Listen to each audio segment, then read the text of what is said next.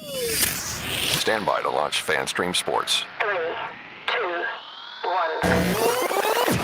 Let's start. Hello, sports fans. Welcome to FanStream Sports. Nothing but pure sports. This is the JP Show. JP, it is so good to hear you back on the air. Stand by. Now, here's JP. All right, welcome into a Tuesday edition of the JP Peterson Show with my man Tim Ham, IndyCar Tim from our Dallas affiliate, DSP Media. What's up, my friend? How are you? Man, I'm fighting some North Texas allergies this morning. I can see that. 15 minutes ago, I had the most violent sneezing fit I've ever had in my life. Did you go multi-sneeze? Oh, it was like JP? 7 in a row, dude. 7 in a row. Oh, I am infamous or famous with my children and anybody who's ever known me or lived with me for the multiple sneeze allergy attack. Yeah. Like it is like it's full on. It can go 10, 12, and it is violent. It is violent. Yeah. Ashley will attest to this. Absolutely. Yeah. I mean, it's violent. Like they're like, people are like, and if you don't know me and you witness it, you're like, oh my God, what just happened to you? Like what just happened to you? And it quickly goes away. I don't have a huge problem with allergies. Yeah. But my brother had unbelievable allergies. But so it's bad. And I think it will kill me at some point. My heart will stop. Yeah. But here's the thing. As much live radio and television that I've done, which I mean by hours wise has to be, I don't know, hundreds of thousands. Yeah. I've never had it happen on the air. Wow. That's good. Never had. It's probably going to happen now this morning, now that I mentioned, but it's never happened on the air. Like I would think a 6 or 11 o'clock broadcast, and I can't stop it. Yeah. I can't stop it. It's just going to go for as long as it goes. So it's going to have happen. to pay good money to watch that during a Rays broadcast or during a Lightning broadcast. Just watch JP over if it there. happened, and it's so violent, it would knock my headset off. Like everything would just be bananas. So I can't wait for like, that. Ooh, I want to see this. I want to see this in action. Yeah, it's not pretty. It's not pretty. But good morning to all of you. We are this is the worst day in sports talk radio history of the year, each and every year, the day of the All-Star game, after what was, quite frankly, a very lackluster home run derby last night at Globe Life Field. Were you there? Did you go no, I was not there. I'll be there tonight. I had 2 shows I had to do yesterday, so I did not make the All-Star, the home run derby, but I don't really care about that anyway. I'll be there tonight. So it'll be the second Arlington All-Star game I've been to, because the first one they held in '94 I was also at. So over at the other stadium. By the way, you've had 2 and we've had bupkis and 0. Well, you got to get a real stadium before they'll give you an All-Star game. Well, agreed. And I don't even know if this one passes. I'm not sure we'll want one in there anyway. And you know what? It was really unique. Everybody that I've talked to about the whole All-Star week and all of this leading up to it, because of the configuration of the area and the literal 2 complete stadiums that the Rangers have across the street from each other, Major League Baseball has been able to utilize the old stadium, which is now Choctaw Stadium. It used to be Globe Life Park. Now it's Globe Life Field across the street, the covered stadium. And then the whole area, Texas Live surrounding it, it's just a huge tourist attraction. But Major League Baseball has been able to utilize the other stadium, the Globe, the area between it. And it's been a huge, huge carnival festival atmosphere. It's been really awesome this weekend. And AT&T Stadium's right there too. And it's right there with it too. Yeah, absolutely. They share parking lots. Wow. I mean, what a great concept. What a great complex. And for a dual city like Dallas, Fort Worth, put it in the middle. That might be no, let's put it in North Dallas, or let's put it in North Fort Worth. Right, you guys don't even have a peninsula, so it's not even like you can like cordon it off like we have. Right. And let's build another one. What a great idea. I'm not going down that rabbit hole, even though they propped Evan Longoria up this week, and it came out to throw out the first pitch and set him up with some questions. And he's like, oh, yeah, it's going to be great, blah, blah, blah. Yeah, because it's not your money. Right, exactly. That's and by the way, when he was here and he would talk about the stadium, he would always say it has to be in Tampa, but suddenly not anymore. So I'm going to throw every player that's ever come through here is like, got to be in Tampa. I'm going to throw an overhead view of the area here up, JP, so you can kind of see. There's AT&T Stadium on your left. I hate you. I hate Globe you Life so right there to the right of it. You have 2 baseball parks better than our one. Right across the street from each other. Right across. You build 2, and we can't build 1. Oh my I God. just don't understand. Yeah, I was there for the Cowboys game, the season Yeah. opener a few years ago.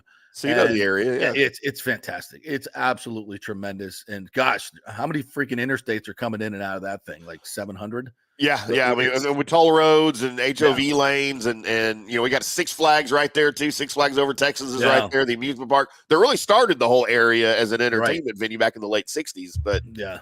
dude, it's an hour 10 minutes from me because I live north of Dallas near Frisco, over here by the Star where the Cowboys live, and it's worth the drive because it's all freeway, dude. It's just all freeway. Yeah. And obviously it's the obvious place to build stadiums, and Yeah. some places can get it right, and then there's us. So the All-Star game tonight, Itzhak Paredes will be the representative for the Rays. I don't know how many people had that on their bingo card going into it. Very interesting, and I hope he gets a chance to pinch hit. And this just in, you don't need anybody on the right side of the field. Just he's a dead pull hitter. But he might be, a late ad. I hope he gets in the game. I hope he gets announced. Normally they just go right by the Rays players. So that actually happened at an All-Star game. So we'll see tonight, and that'll be rooting interest to see if Itzhak Paredes gets into the All-Star game tonight. I was watching some of the coverage last night, and like I said, the home run derby was just pitifully boring. And our man Pete Alonso flamed out, did not advance, and he's been a two-time winner. He has been absolutely nails in this competition. Nobody's prepares for it better, does it better, and just you don't get into a rhythm. There's nothing you can do. It's really tough to watch actually when these guys just can't get into their rhythm of what they do so naturally. Yeah. And it's like the harder you try, the worse it turns out. Like it's ground out after ground out. It was tough to watch, but I hope he comes back. I hope he does it again, and I hope he gets another win, because when he's doing it, it's tremendous theater. The two times he's won it, I think, has been some of them. I love the home run derby. I love it. I think it's fantastic. Last night just didn't have any pop to it. There was just no drama, right? Like, yeah. We had it on at the studio while we were doing our show, and so we didn't have the sound on or anything, but just watching it, just wasn't anything that to me was just exciting. There was no excitement. It was just kind of there. Yeah, it was just a lot of corporate advertising on everything. I mean, I don't know why that got under my skin last night when I was watching it. It just like, the Gatorade bottles, the Red Bull, it's like, everywhere. T-Mobile. It's like, gee, I know it's part of sports. I get it. But at some point, it's just like, this is just one freaking commercial. That's all it is. It's like, there's nothing really happening here besides product placement. I'm just, ugh. Does anybody else get that? Like, I know it's part of everything now. Yeah. It's one of the reasons I love the Masters. Like, it's one of my favorite events, because when you go there, or even watching it, there are no corporate logos at all. Yep. Anywhere on the course. No CBS banners, no AT&T, no nothing. Anywhere. There's the Masters logo, and that's it. Right. And it's so refreshing.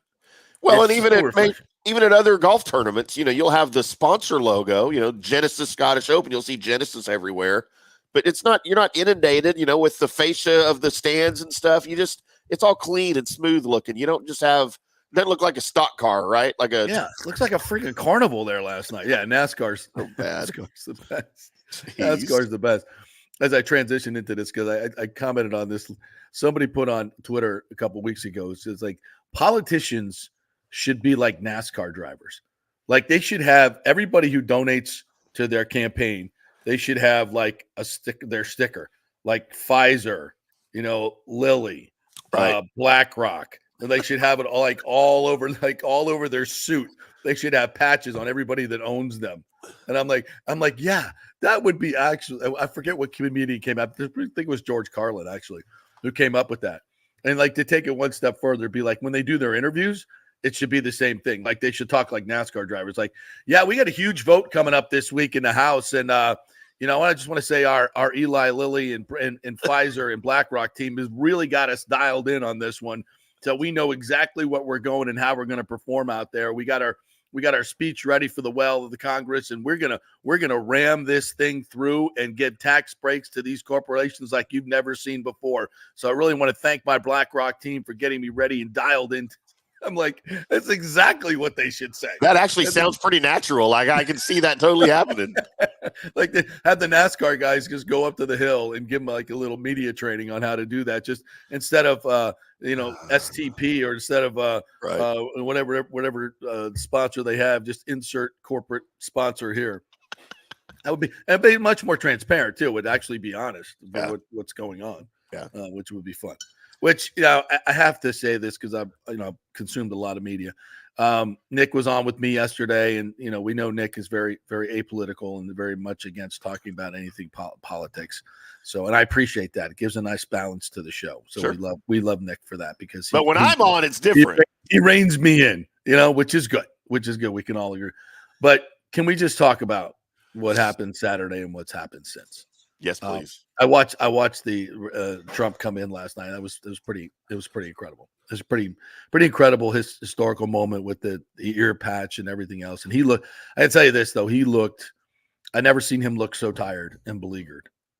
Sure, yeah. He did not look like his regular self. He was a little bit somber. He wasn't as demonstrative and reacting. Didn't talk obviously. JD Vance nominated as the vice president. People like calling him unqualified is just like, yeah. Let's talk about unqualified. You want to? You want to? Come on, let's do it. You want really? We're gonna go there. You know what? And you listen to his life story. His life story is incredible. His mother was an addict. His father left. Basically raised himself. Became a Marine. Highly educated. Just an incredible American story of coming from absolutely nothing. And he may be president one day, which is the greatest American story. It is amazing. That be that as it may. Well, and he's from Ohio, right? Like we've got a long line of famous and quality politicians from Ohio, So, I mean, Taft, McKinley, quality politicians, quality. Okay, look, comparatively in the sector, right? Like in the realm of the scum, they're the highest of the scum. Okay, yeah, we'll call them compared to like California until 2 years ago, 3-4 years ago, he was a political outsider, which I prefer for people holding office to not be involved, not be a lifelong politician sucking off the teat and have never held a job in your life, Joe Biden. But whatever. So, but I'm fascinated by, as I've been fascinated by the JFK assassination, in terms of historical perspectives and how everything went down, and clearly a cover up. We now know the CIA directed that, and the similarities between these two situations are incredibly stark, in my opinion, and I still see people saying, "Oh, Trump, this is all a setup. Trump set this up," and I'm like seriously, how deranged and dumb and out of touch with reality can you be? Like, yeah, he wanted to have live bullets going into his crowd. He set that up. He wanted to have his supporters killed. That's what that's how he set it up. That's what he wanted to do. Right. You really honestly believe that. And you witnessed what you witnessed. All of the witnesses and the gunshots and everything.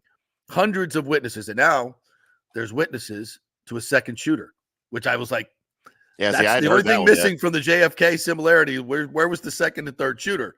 Right. And there was, well, according to some, a second shooter at the water tower. They keep talking about the water tower, which is interesting. But I've listened to so many experts on this, and I'm not an expert, but I listen to people and I learn from them. See how you can do that, and then you can regurgitate what you've learned. And then people, oh, you don't know what you're talking about. Well, okay, this lifelong Secret Service sniper said in his interview that you would look, and this is common sense, by the way. If I knowing nothing about sniping went to sat and took a stand at that day, which is what they do, they scout out all these locations months and months in advance. Yeah, they know where where the president's going. They know where these people. The Secret Service sends an advanced team out and they scout everything. And if you stood at that dais where Trump was standing, and that's what they do, they stand there and they look. The first thing you would do is go, "Oh, that building right there, that one.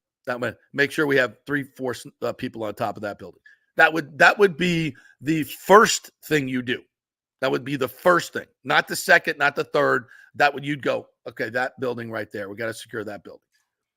Now, how is it possible that a 20-year-old just graduated from high school, a loner, Patsy, Lee Harvey Oswald, can walk in with a rifle, not even in a case, strapped to his back, walk in in a ladder, because he used a ladder to get up there. There was reporting that there wasn't, but there was a ladder. There's video of it. Get up on top. People notice him 3 minutes before he shoots. Tell officers, and as I heard a Secret Service agent say, anybody that's in the security team, local, Secret Service, state police, anybody, they're all in the same comms, or they have a comm system. Everybody can come into the comm. And as soon as you see something, you get on the comms and you say it. And the cop actually climbed up on the roof and saw him and had a rifle pointed at him. He pointed right. At that moment, it's 911. It's whatever the code word is. And Trump is off. Like he's gone. Like the Secret Service tackles him and he's gone. As soon as they see there's a shooter on the roof or anybody, it's gone. That's the way it's supposed to work, according to all these Secret Service agents I've heard, the many, many interviews that I've watched. Yeah. How does that not happen? And what's we have learned is it was called in, and they were alerted by several people, by tons of people, and it was on the comms. The actual shooter that took him out there's a report out there that he said, "I got the shot," and they told him to stand down multiple times. And you could see from the video, he's got him in the sights for 42 seconds. Yeah. That's undeniable. You see Trump, you see him on the roof, and he's looking right at the shooter. You can see him. The spotter has him. They're pointed right at him. And of course they would, because from their vantage point, he's as plain as day, sitting on top of that roof. There's nothing covering him. From that vantage point, up higher than where he was, you can see him plain as day. You could never miss that. You can't miss it with your naked eye, let alone a scope. Yeah. And you have a spotter there as well. So how is it that the actual counter snipers are telling me we got a shooter for 42 seconds at least? The reports are it was much longer that as soon as he got up on the roof, and you don't remove the president from the dais, the former president. How is that? I mean, you can't come to any other conclusion. You can't come to any other conclusion, not to mention the absolute numbskulls that they had working as detail. These women, no offense to women, but those women were completely out of their league. You can be a woman Secret Service agent and still be competent in your job, right? Yes, absolutely. This one was not. They were not. They were not. And it was clear why they were on that detail. And by the way, they were not on that detail last night when Trump walked in. May never be again. And the fact that this Cheadle, the Secret Service woman who now is the head of the Secret Service, who clearly got her job because of her relationships with the Bidens, says she's not going to resign is a joke, is an absolute joke. You failed at your job, and it almost cost a former president and future president his life. You didn't fail. Well, perception. Well, you did fail because you missed. You missed. Yeah, your job was to clearly take him out, and you didn't. Oh, they would never do that. Look at everything they've tried. I mean, this is not a Trump supporter. I'm not. And will I vote for the man? Yes, absolutely, 100%, 100%. Am I enthralled by his leadership capabilities and some of the things he does? No. Some of them, the things that he says are just, they're juvenile, they're stupid. I don't like them. But I know that man loves this country more than 90% of the people. He hadn't have to do any of this. And he literally risked his life and knew he was risking his life to do this. Why is he doing it? Oh, his ego. Really? He's a billionaire. He could go play golf the rest of his life and get all the accolades he needs. He's got a jet with his name on the side of it. I'm pretty sure that feeds the ego pretty well. Yeah. I mean, but it's to come to any other conclusion is just not rational. It's not rational.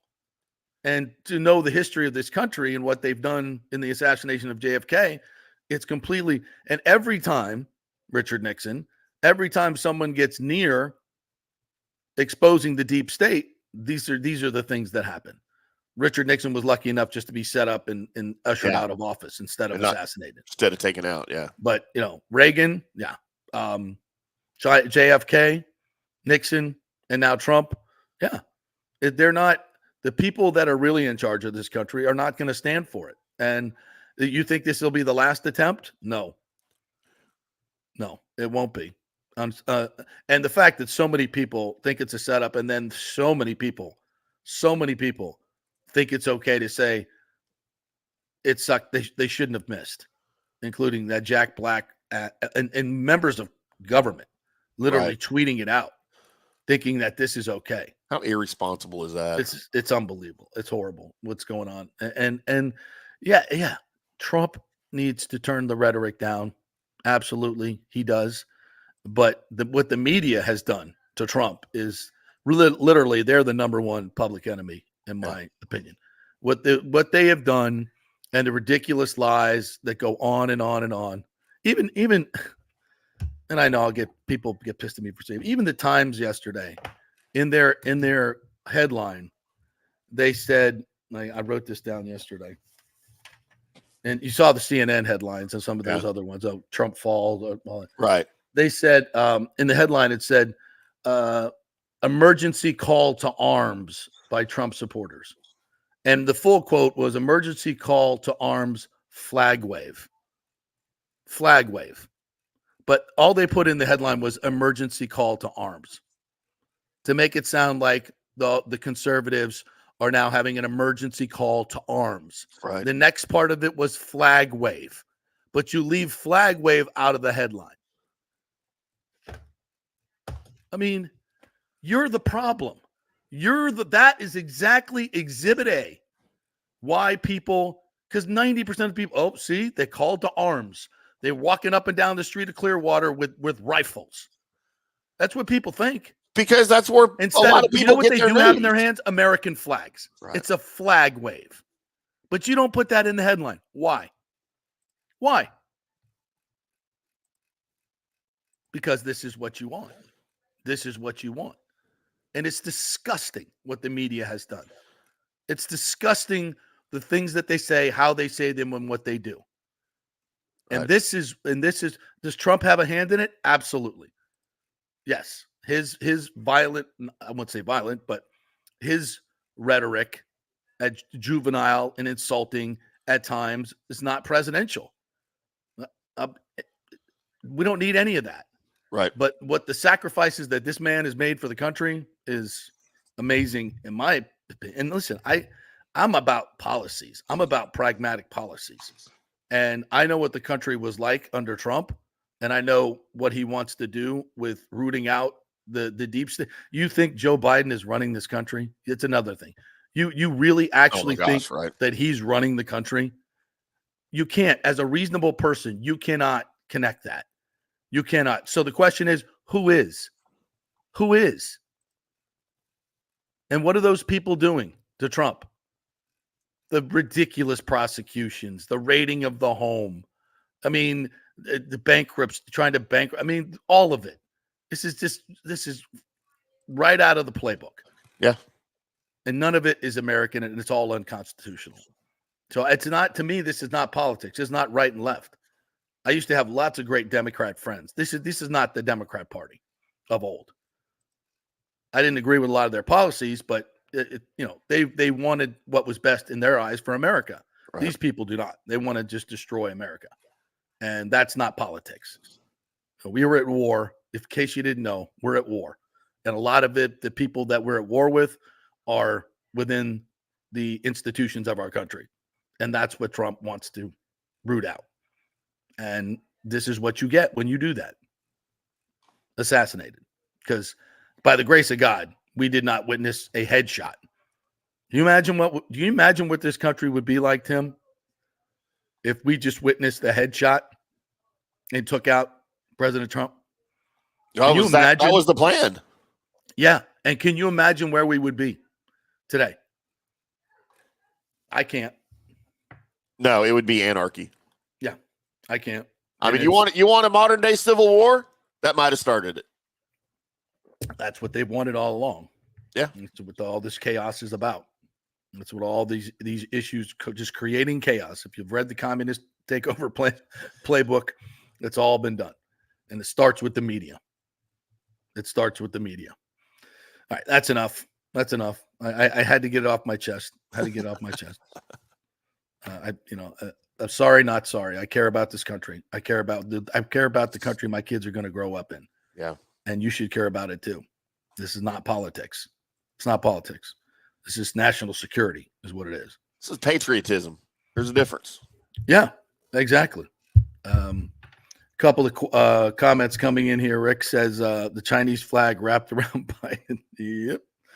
John Hill, remember Secret Service as part of Homeland Security Department. Border control and security for our former president has been a joke. Job changes need to take place. I go. Yeah. No, our border security. My God. Lord knows what the people that are in this country right now have no idea. And if a 20-year-old kid with no training, and by the way, now there's nothing, the FBI has his phone, and there's nothing in his phone at all. Shocking development. It's all from the FBI. He's a 22 and he has no social media presence at all. By the way, saw this on Twitter this morning. There's a BlackRock commercial produced by BlackRock. He's in the commercial. They went and shot at that high school. Really? The shooter is actually in the commercial. There's a cutaway of him, and they're doing like a little vignette on a teacher that has spent his life helping kids, and it's like one of those corporate things that make you feel good about BlackRock when they're just it's just total propaganda. And there's a cutaway of him from BlackRock. Like what? Starting to connect it, and this dude has no social media presence at all. Wow. And you can't, and the FBI can't get into his phone. And then when they got into it, there's nothing to see here. Really? Nothing to see here. Really? Boy, I trust that, don't you? Oh, okay. Well, that FBI, you know them. They're on top of it. Jeez. I mean, it's absolutely unbelievable. All right. I wanted to talk about this before we get to Scott Reynolds here in a few minutes. I did want to talk about Steven Stamkos. Steven Stamkos penned a heartfelt goodbye to Bolts fans in the Players Tribune. And I literally teared up. Reading this.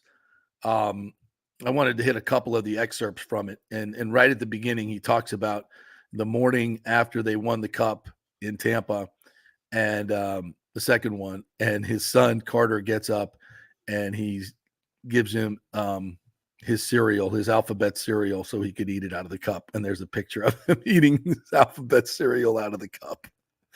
I mean, it starts with that. And then it goes on to these other recollections about when he was injured and how Tampa had his back. And he talks about all the, the medical people and the support that he and his family got when he went through a lot of these really horrific injuries and the rehab that took place. He talked about the bonds with the fans. He talked about when he first got here, how Marty St. Louis had set the culture of accountability, and he carried that forward, and how there was never, and when it was for the betterment of the team, guys would say what had to be done and say when that needed to be said. Right. And he carried that through. And I think it's a huge part of winning when you have such a camaraderie that you can say things to the other guys that, and they don't take it as insults. They don't take it as being critical, like, or you're an a-hole. It's like, yeah, you're right, man. I got to play better. And that's when you have that type of culture, that's what breeds championships. He talked about it when his wife had a miscarriage during COVID and he was in the bubble and he couldn't come out of the bubble. And he went, I talked things in there that I didn't know about. And can you imagine during the whole bubble thing and how he was trying to get back to play, and on that incredible iconic goal that he scored in the only shift he played in those playoffs, he actually ripped the core muscle right before he took that shot and somehow got the shot on net and scored a huge goal. Right. There's so many things in there. And at the end of it, he said, he goes, God, it chokes me up. He goes, I never thought I'd have to do one of these. It doesn't quite feel real that I won't be a Bolt fan this fall. But over the past few years, I've had this really deep sense of how lucky I was to be one for 16 years. So I just want to share memories and say some thanks to everyone who has been part of this journey. I mean, it's heartbreaking. It's literally heartbreaking, and it's going to open the wounds that were opened up a couple of weeks ago that you started to heal. He says, the past few weeks have been bittersweet. I never thought this day would come. I did everything I felt I could do to make it work, but sometimes things just happen. It didn't work, and I'd be lying if I said it wasn't heartbreaking. But my family and I were human. You know, Tampa is home. It's where our 3 kids were born. It's where our memories are. It's always going to mean so much to us. Oh, man. Well, but you expect that, right? I mean, I do, but it just, I don't know. Me reading it, it just hit harder. It just hit harder. You know him personally. You have a personal relationship with him, right? I mean, yeah. And I just, I understand, and we've talked about this, and he's, there's the team better on paper. Yes, they are, but you can't let emotions get in your sports heart, JP. I know. It's a business. It's a business. I know. Could you found a way to keep him? Put him on the 3rd line down there, right? Or hide him on the 4th line. All right, we got to take a quick break. Scott Reynolds is up and ready to go. We'll be back with Scott. We'll talk some Bucs offensive line when we return. Stay with us. Summer is here, and it's the perfect time to shine with the exquisite June birthstones, pearl, alexandrite, and moonstone at the Golden Diamond Source. Each gemstone carries its own unique significance and style, making them perfect for any summer occasion. Did you know the 30th anniversary milestone is pearl, the traditional stone for this special occasion? And right now you can enjoy 5 years of interest-free financing. That means you can own a stunning $5,000 ring and pay only $83 a month with 0 interest for 5 years. That's a great deal. And shop online and get 15% off the June birthstones. And we love our partners, local businesses that have been here for 40 years. That's right, the Golden Diamond Source has been here for 40 years. Julie and Steve Weintraub have done so much in our community. We thank them, and we shop there. It's the Golden Diamond Source, 3800 Olmerton Road, always online at thegoldendiamondsource.com. Happy summer. As we head into summer and hurricane season, you must make sure that your home is fully insured. Over 40% of people in Florida are not fully insured because property rates have gone up lately. Your home is worth more, so it needs to be insured. Call the great folks at Italiano Insurance, 813-877-7799 to make sure you're fully insured. And also, you might just save some money. There are new companies coming into the state all the time. In fact, we just shopped our homeowners insurance, and I'm telling you, folks, we saved over $550 because Charity, the great customer service at Italiano Insurance, did all the work and found us a better company and a cheaper company. She'll do the same for you. 813-877-7799. Do something about these high rates. Shop them around. Could save you lots of money. It's Italiano Insurance. Been doing business here locally for over 60 years. 813-877-7799. Tell them JP sent you. Hey, Tampa Bay sports fans. This is 2-time LPGA major champion Jane Geddes here. After winning the U.S. Open and 10 other LPGA events, I wanted to try something completely different. So I came right off the top turnbuckle and landed in the crazy world of WWE. And yes, you heard that right. That's WWE. Working for the Vince McMahon as the VP of Talent Relations for the company. Now, though, I want to work for you. Everything I've done in my life, I've done with incredible passion. And now I've turned my focus to leading the best real estate team in Tampa Bay, the Geddes Gordon Group with Keller Williams in South Tampa. If you're looking for a new home, an investment property, or looking to sell your current home, we will give you major championship level service. When you choose Geddes Gordon Group, you become part of our inner circle, like family. So if you're looking for a few golf tips or a golf course view, we're going to stripe it right down the fairway. Call me at 813-485-6808 or go to gettysgordongroup.com, or again, give me a ring at 813-485-6808. JP here for TryHydrateHeroes.com. That's our new website where you can get a free 3-pack of the great Hydrate Heroes electrolyte hydration drink, all for free. Just go to TryHydrateHeroes.com. We'll send you a 3-pack. While you're there, go ahead and buy the 30-pack for just $29.99. Special going on, less than $1 a serving. For all the good stuff, none of the bad stuff. Folks, a lot of these hydration drinks have tons of sugar, tons of calories. Hydrate Heroes, just 5 calories, and they have all the electrolytes in there, plus other stuff that's going to benefit you. A mushroom blend that will help with inflammation. So much other good stuff in there. none of the bad stuff. It's Hydrate Heroes. Go to tryhydrateheroes.com and get your free 3-pack. The new tropical punch flavor is out, and it is fantastic. They'll send you some. Just go to tryhydrateheroes.com. Get all the information there. Pick up a 30-pack as well. Tryhydrateheroes.com. All the good stuff, none of the bad stuff. Let's go. Right now, back to the show on FanStream Sports. Back to the JP Peterson Show here on this Tuesday. Thanks to the Jeeves Law Group, JEEVESLawgroup.com, and Bay Area Modern Medical Center for being our sponsors and all our great sponsors. All right, let's welcome in our good friend, Scott Reynolds from the Pewter Report. We are T-minus, 9 days to training camp? 8, 9 days? No. Hit the rewind button. I just still need more summer. Sorry, it's over. Yep, it's gone. Hey, big news. FSU's going into the Big 12 with Kansas State. Come you on. don't want none of that smoke. Come on. Come on. You don't want none of. Come on. I don't think it's going to happen, but as I've kind of been pondering it, and if Clemson, North Carolina, Miami come with us, it's just ACC plus. We get rid of all the deadwood and bring in some really good teams, right? Yeah.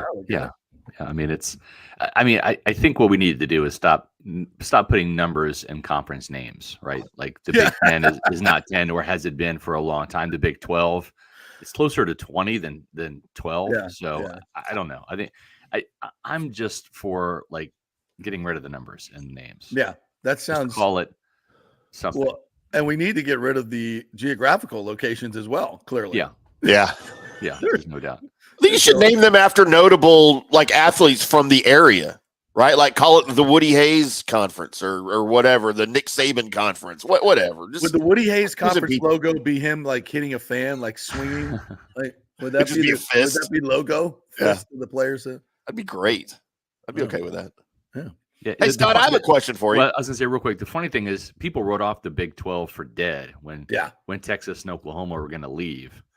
And surprise, it's surprise. We took Colorado, both Arizona schools, Utah, BYU, and still kept full-fledged, and also Utah, and still kept a full-fledged Power 4.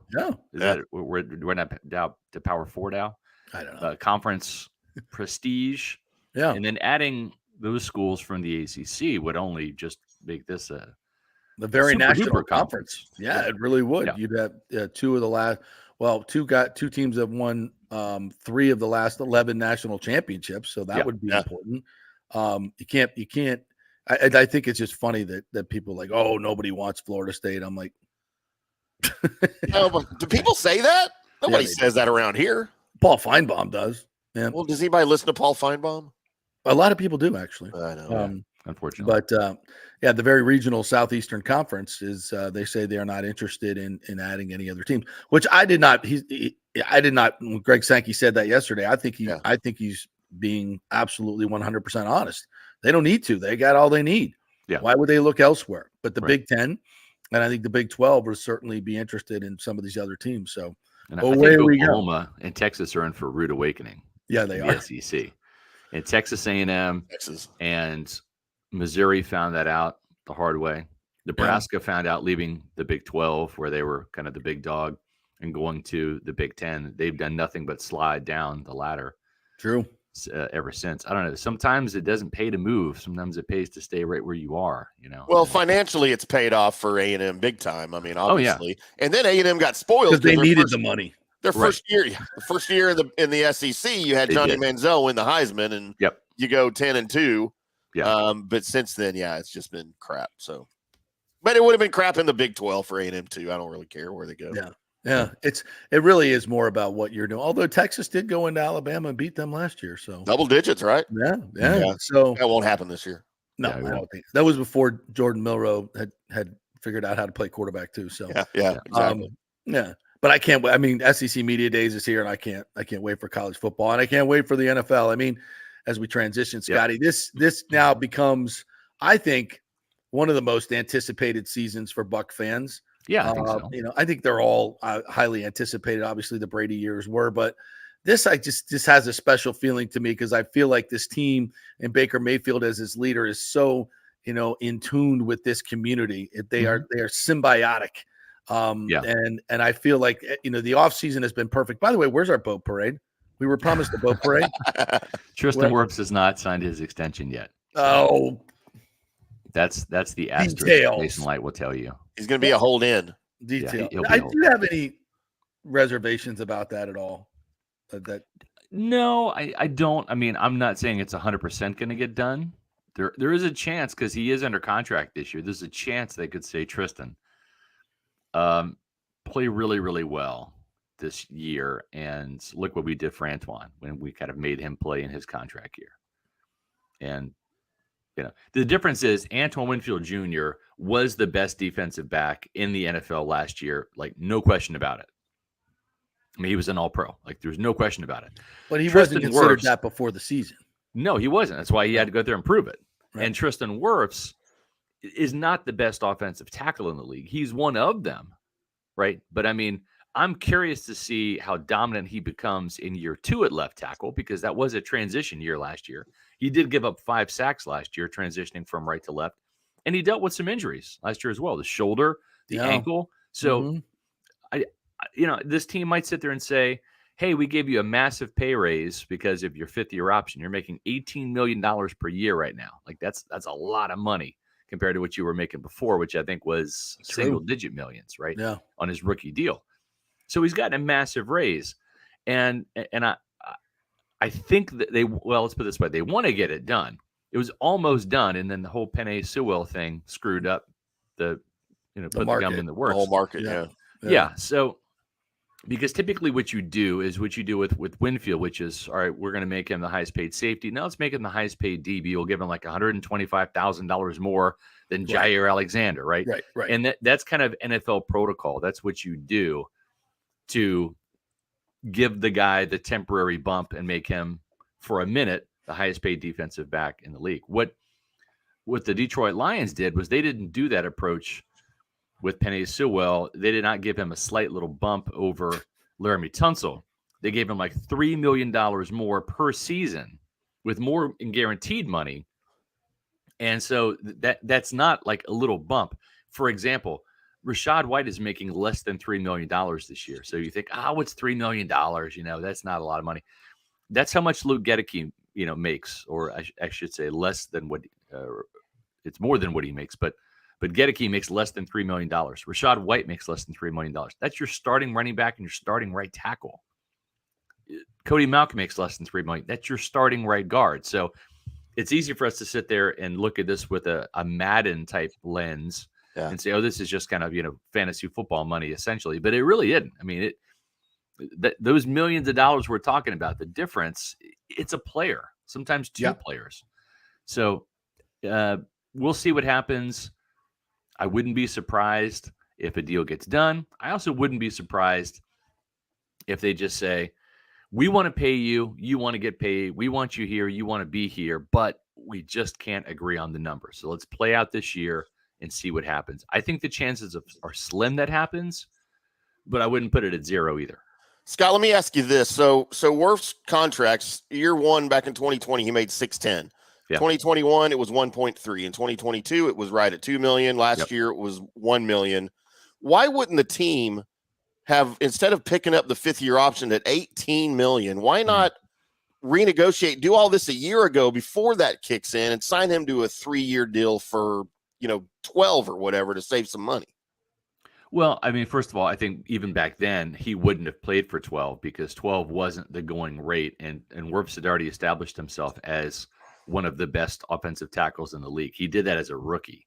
So do you think he wants 18 for long term though? I mean, 18. No, he wants more than that. But I'm just saying, it's like if you're talking about $12 million right per season, that's way below market value. So I think if they had come in at the prior to last year and said, hey, we'll let's do this for $24 million per year, right, for 4 or 5 years, there's a chance that maybe he would have taken that because that's just under Laramie Tunsil money. But now it shot up. I think it's gone from 25 to 28 million. It's going to be 30 soon. Yeah, it's going to be 30 soon. So And you know what? At least there is that template, that model that the Buccaneers say, look what Antoine Winfield Jr. did. Right? He went out and balled out and exceeded what everybody thought he would do, and we rewarded him for that. We made him the highest paid defensive back. Right. So we had to. Yeah, we can make you the highest paid offensive tackle in the league, but you have to go out there and earn that distinction. You can't be the Pro Bowl fill-in, right? Just because Trent Williams is in the Super Bowl, now you're in the Pro Bowl. It's like, no, you got to go out there and have a Pro Bowl season, have an All-Pro season. You've shown you can do that at right tackle.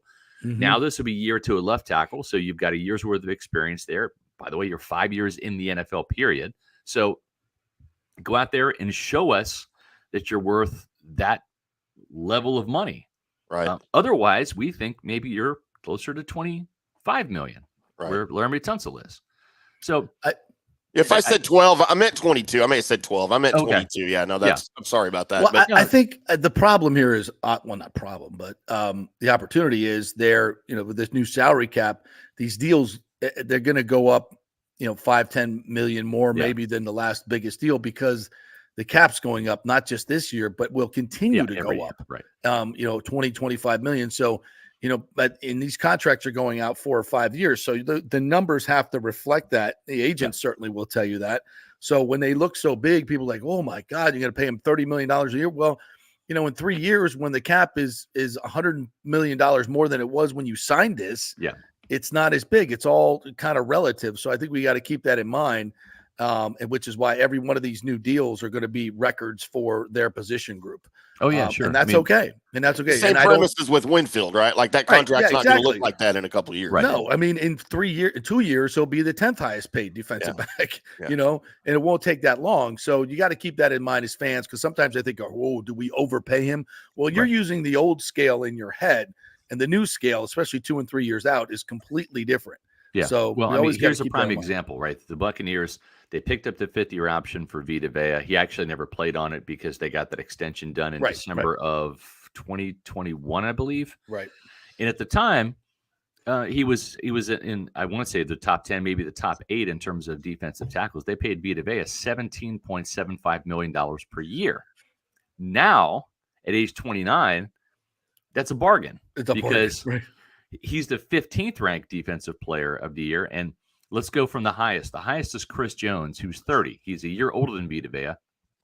$31.75 million. And Vita makes $17.75 million. That's crazy. And Chris Jones is a hell of a player. Don't get me wrong. Right. But let's go down to Derek Brown, who is not a good pass rusher. Very good disruptive defensive tackle for the Carolina Panthers. Still very much in his prime at 26. But he's making $24 million per year.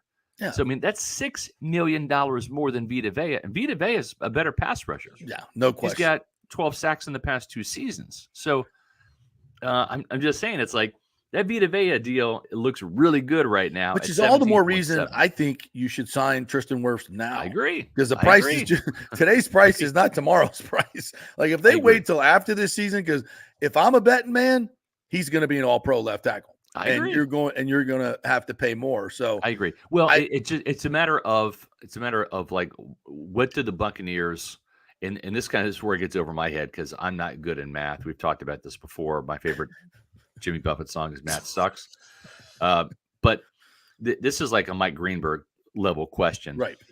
And sometimes when he talks to me, like, I literally pass out because I can't grasp all of this stuff. But it might be a situation where they would rather have Tristan Wirfs at $18 million this year, because it helps them strategically, because any unused cap money this year can roll over into next year. And that's something Mike Greenberg does, is he'll stash a couple $1 million each year in December and not use it. Mm-hmm. And then he'll roll that over. So, we've got, you can carry it over. Like your vacation days, if you have a job where, like, I didn't use all my vacation. Well, they go into next year. So that might be a situation where they're okay with not paying Tristan like the big money this year, and they'll take that, and they'll have a couple $1 million left over, and they'll roll that into next year. So when they do have to pay him a little bit more, that difference has already kind of been factored in, if that makes sense. Right. All right, we're continuing our preview this today with our look at the interior offensive line. which is obviously, I would think, really at this point, the biggest question mark on this team in terms of who's playing where. I think there's, we're still saying that Robert Hainsey is the starting center. No. Graham Barton's going to be the starting center because Graham was running like second team in training camp, and we're like, okay. I wrote an SR's Fab 5 column, which is my Friday column. I've been doing it for years, decades, actually. Fabulous. And I kind of implored the Buccaneers, hey, stop the charade. Exactly. Right? Like, if you want Graham Barton to be your center, just make him your center. Right. I mean, they usually do that with your first-round picks, right? Right. Usually just say, we drafted him, he's going to be the guy. But, yeah, you're right. There was like this little charade during OTAs and minicamp. We're going to rotate centers. It does not benefit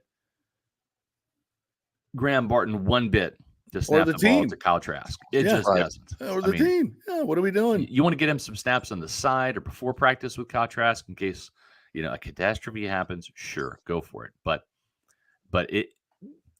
you need that relationship between Baker and Graham Barton to be as ramped up as possible for the Washington Commanders. Why do I say the Washington Commanders? Not just because it's week 1, but Tim, as you know, keeping a close eye on the NFC East, find me a better defensive tackle tandem than Deron Payne and Jonathan Allen, right? Oh, and by the way, they drafted Johnny Newton from down the street in St. Pete here, the Illinois defensive tackle, with the top of the second round.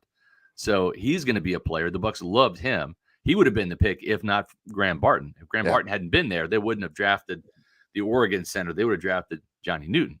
That's how much they love Newton. So this guy can play. So they've got 3 really good defensive tackles in week 1 against a rookie center in Graham Barton and a newcomer at left guard and a second-year right guard in Cody Mauch. So that interior is going to be under fire from week 1. And so you need to get Graham Barton as ready for that game as possible. Get him as many snaps with Baker Mayfield so those guys are finishing each other's sentences. That's the chemistry that you need for week 1 in September. And so I wrote that column at SR's Fab 5 saying, end the charade, just name him the starter. And I got multiple texts from people high within the organization saying, oh, internally we have. So, yeah. Well, it's good confirmation, and I wonder why they do that, but whatever. They know team camaraderie and here's the thing too. I think part of this is Graham Barton's so humble, and he's such an upstanding guy, and he's like he's even said in his last press conference at the rookie minicamp on day 3, or not the rookie minicamp, the mandatory minicamp. He said, I don't want to be handed the job. I want to go out there and earn it. So maybe they're like, okay, fine. We'll have a competition in OTAs where there's no pads and no live hitting and all of this. But damn it, Graham, you won the job, man. You air blocked Kalijah Cansey and Vita Vea so well.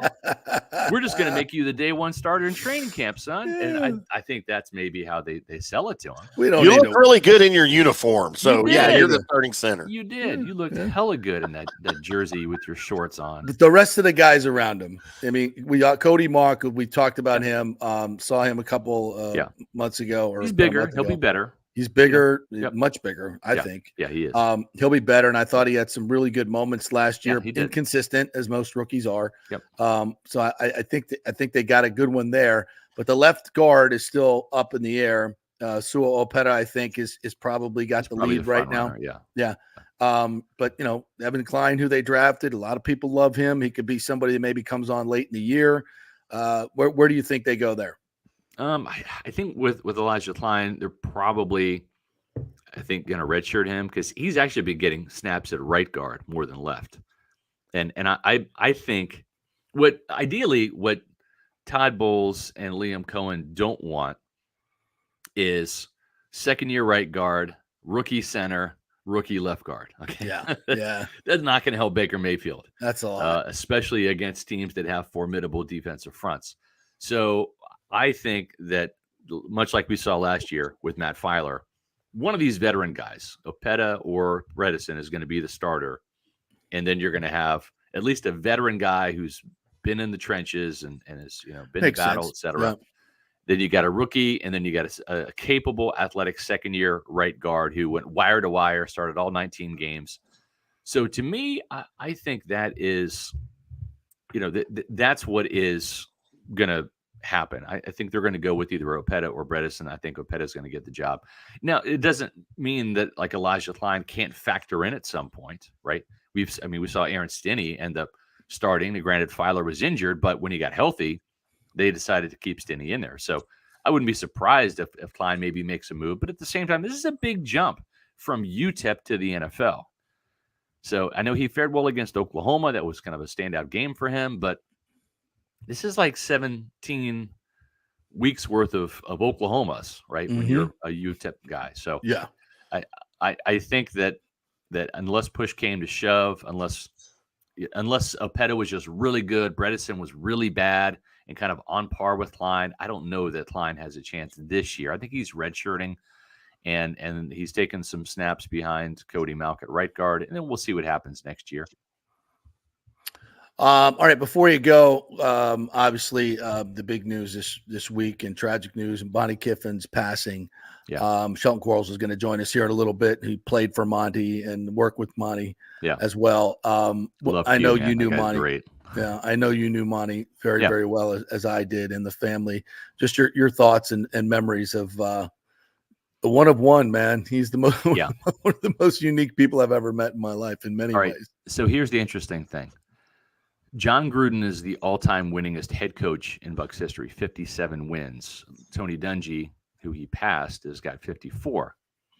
Monty Kiffin has won more games as a Buccaneers coach than anybody. I didn't know 111. That. Yeah. Think about that for a minute. 111. That's 13 years in Tampa Bay. And again, I'm not good in math, so I'm not going to try and embarrass myself here.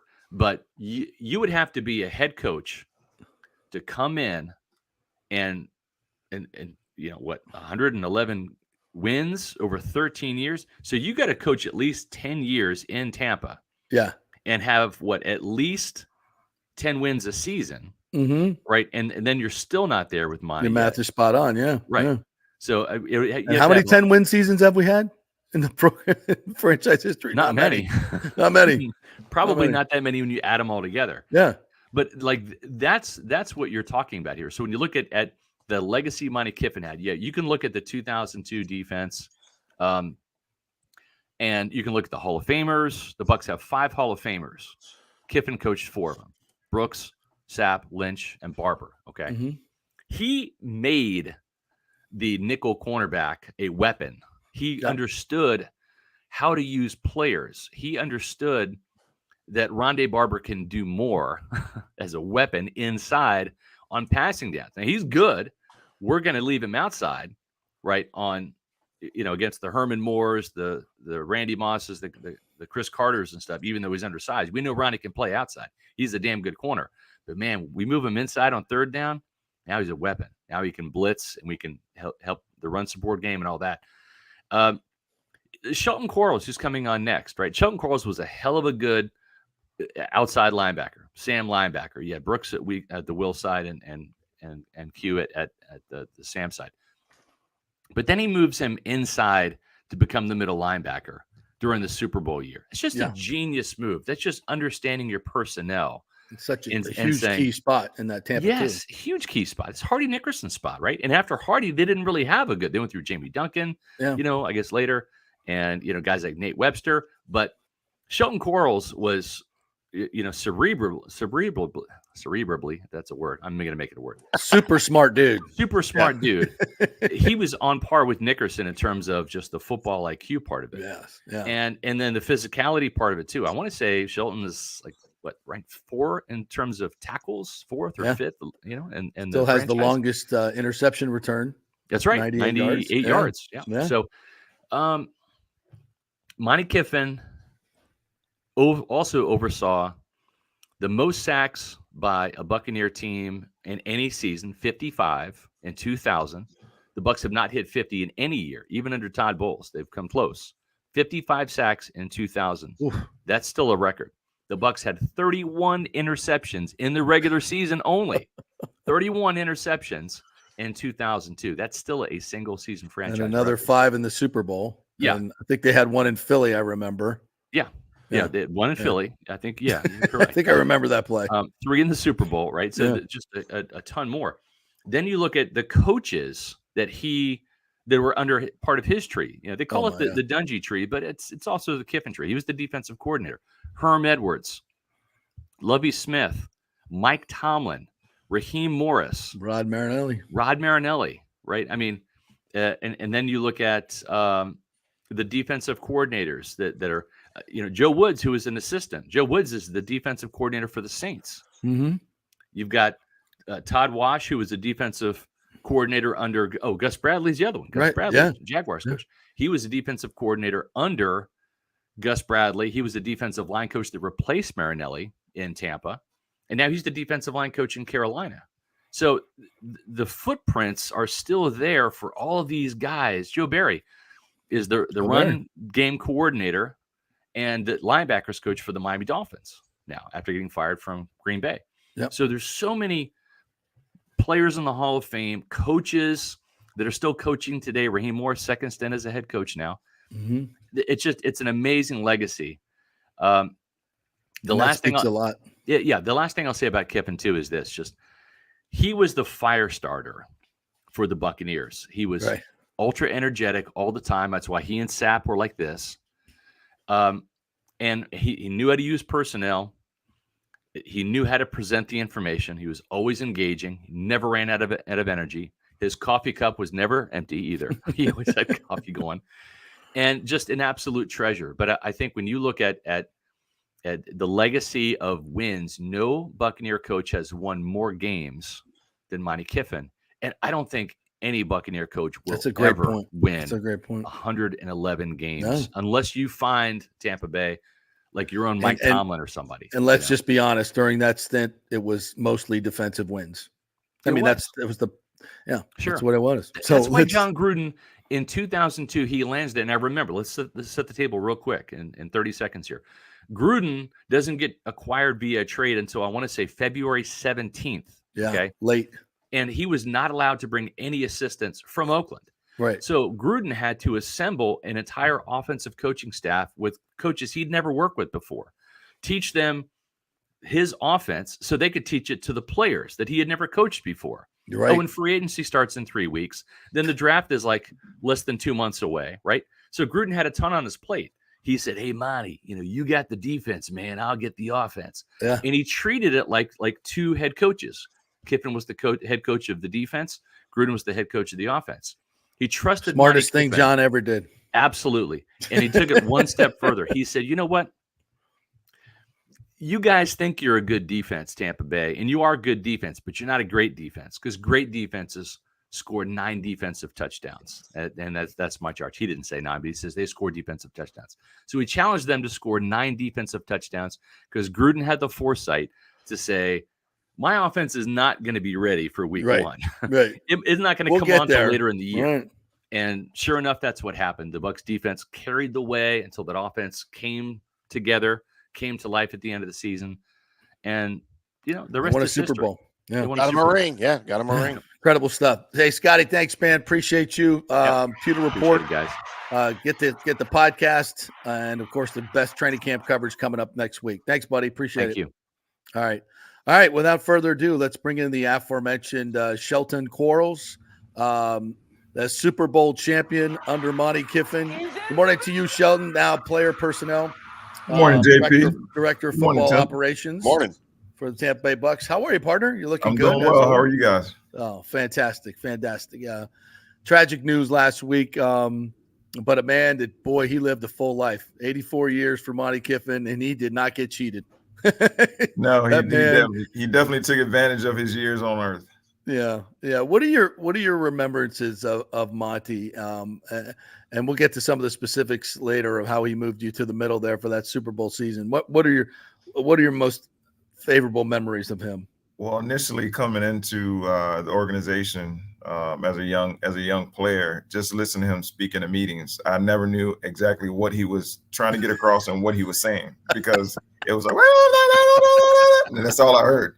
And so you try to you get one word here, one word there, and try to piece it together. And then I was like, Brooks, what was he saying? And then Brooks would kind of explain it because he would translate. To understand it. He would translate. He was speaking Monty, and he translated for you. Oh, that's hilarious. He always started everything with, God dang it. and then he started mumbling from there. Oh, that's a good Monty too. Well, very That well was done. good. But very quite unlike your Vanderbilt professors, right? Not quite the same tone. No. But as we talked about last week, he was the mad scientist. And I think that's just such a great description of who he was, because he reminds me of that Back to the Future Doc Brown character. I mean, the same people.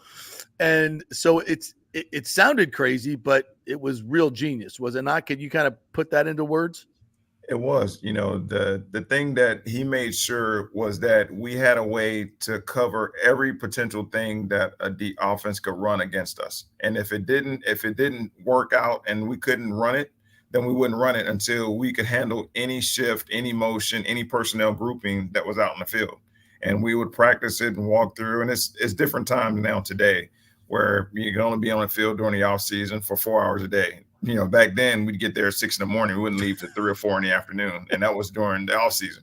Right. So it's a little bit different. So we had tons of walkthroughs. I can remember him throwing clipboards and kicking stuff, hitting coaches and stuff like that. So it was a lot of fun times being around Monty. Hitting coaches. Yeah. I heard you guys Scott Reynolds talking about Joe Woods. Yeah. One day we're doing a walkthrough and Joe Woods was actually holding up the cards for the walkthrough, and the personnel was incorrect. And I remember him throwing a football and hitting Joe Woods in the mouth with it. And so it was pretty funny at the time, but he apologized to the entire defensive team at that point. Oh, you got any other great Monty stories? One of his favorite things to do was for him to play that the Saints song when we're playing the Saints. Dun, dun, dun, dun, dun, dun, dun, and he'd get up there and do his little dance. And then he also liked to have Vanna White. We had one of the girls who worked up front. She would come in and she would play Vanna White, and he'd put something on the board, and then you pick a letter and she'd write the letter down if it was up there and move on. So he always had her come in a nice dress on a Saturday morning prior to us departing for our game. So that was a pretty funny time. Yeah, keep your interest. And, we talked a little bit about this week, and Rondé came on and talked about how, and he mentioned that what you just said about he had an answer for everything. And he would literally spend the entire offseason, if you got stumped on something, somebody ran something that caught you guys, he would spend the entire offseason and figure out how to defend it and then come back and tell you guys. That level of commitment, did it give you a sense of confidence that every time you went into a game that you were just uber prepared and there was nothing that was going to surprise you? With all the walkthroughs and the time we spent in the building, we knew we were prepared for anything, any offense threw at us. And he did a great job. He would come in after games and go straight to the facility, and he wouldn't leave until that Friday night. So he slept at the facility. I think he slept in Rich McKay's office, the GM's office, on his couch. And he only left on Saturdays to go to the game. And then after that, he was back on Monday. So he would be in the building Monday through Friday. And he would do his little run down West Shore. Yeah. And he was always running all the time. I got to make room for my pops. And his pops were, I think, beer. So he would have a couple beers and do his run and looked like he was about to die, but he would still be out there sweating and running. Oh my God, it's so funny. Shelton Quarles joining us here. I might have to start using that code word when I'm on the air. Pops, have a couple pops. Hey JP, sorry, I got to take a break. Go get a pop. Yeah, we say that all the time. I think that's a Minnesota word. I think very north. Yeah. When Monty came to you before that 2002 season, I guess it was, and moved you to the middle, what was that conversation like? Were you surprised? What was that like? I was very, very surprised, but they kind of prepared me for it prior to that, because I started out as a weak side linebacker behind Derek, but I started out behind Hardy in the middle, and then they moved me behind Derek because I was moving too fast for middle, and then they cross trained me at the strong side linebacker spot.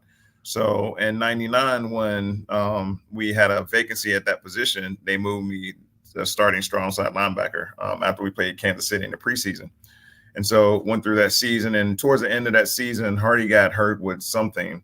And so I was also cross training at Mike on nickel. So I was a strong side Sam and base, and then I was starting Mike and nickel because of Hardy being out.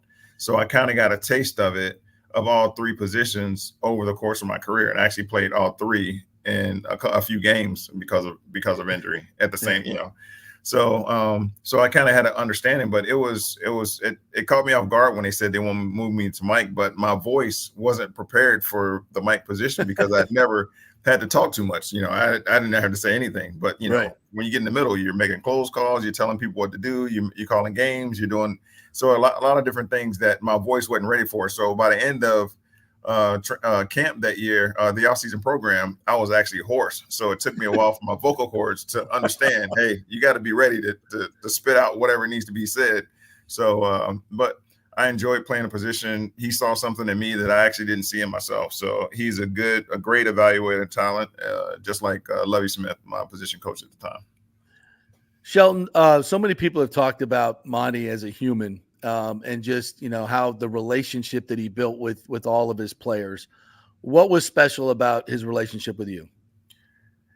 Just him being honest, being genuine, and just helping me understand the game and slowing everything down. I'm a very cerebral person, so just making sure I understand where everybody's going to be in front of me, everybody's going to be behind me, will allow everybody else to do their job at a high level. So when we called cover 2, I knew that I was running the middle of the field regardless. And, so our safeties never had to worry about anything over the middle because they knew that I was going to be there 1 yard outside each hash and nothing was going to get behind me. And so they could sit on the deeper routes on the outside because they knew I was going to man the inside. So he just taught me the intricacies of the position and allowed me to play fast. That 2002 defense will go down as one of the best in the history of the game.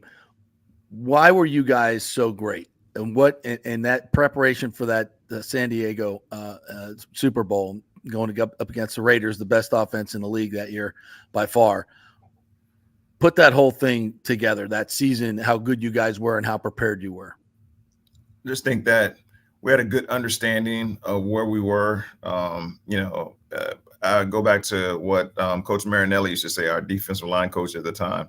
He said, we're only going to be as good as we're going to be if we're good up front on both sides of the ball. So it all starts up front. So we knew that if we were able to get pressure, then it would create issues from a timing standpoint from the quarterback to the receivers to the running backs. And so, and then you've got a Hall of Famer in Derrick Brooks and the Hall of Famer in front of him, Warren Sapp. They control that side of the field where they're on the tight end side or the weak side. You knew that if you came off fast to get to Derrick, then Sapp was going to make a play. If you hung on Sapp, then Derrick was going to make a play. Then you got Rondi at the nickel. And, so we had Lynch at the safety position. So we had a bunch of key players at each level of our defense, which allowed us to be great. And so with our pass rush, guys getting off the ball, getting pressure on the quarterback, he's got to get rid of it. He can't hold it. So that creates opportunities for interceptions and turnovers.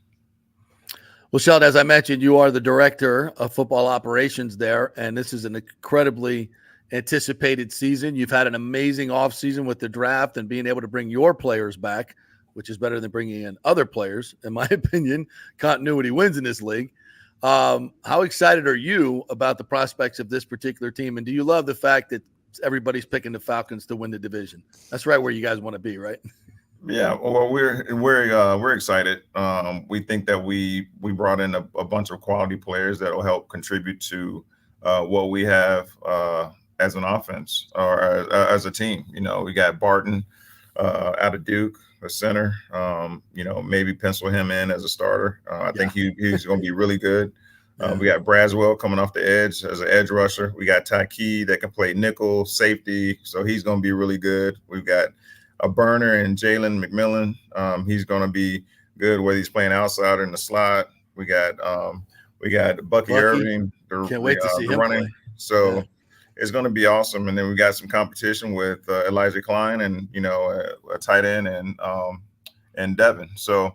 And then we've got a bunch of young guys that have an opportunity to contribute as well as undrafted free agents like myself. So I think those guys have put in a lot of good work during the offseason. I just saw a bunch of guys on the field just now. We probably have about 15 to 20 guys on the field working out right now. Oh, wow.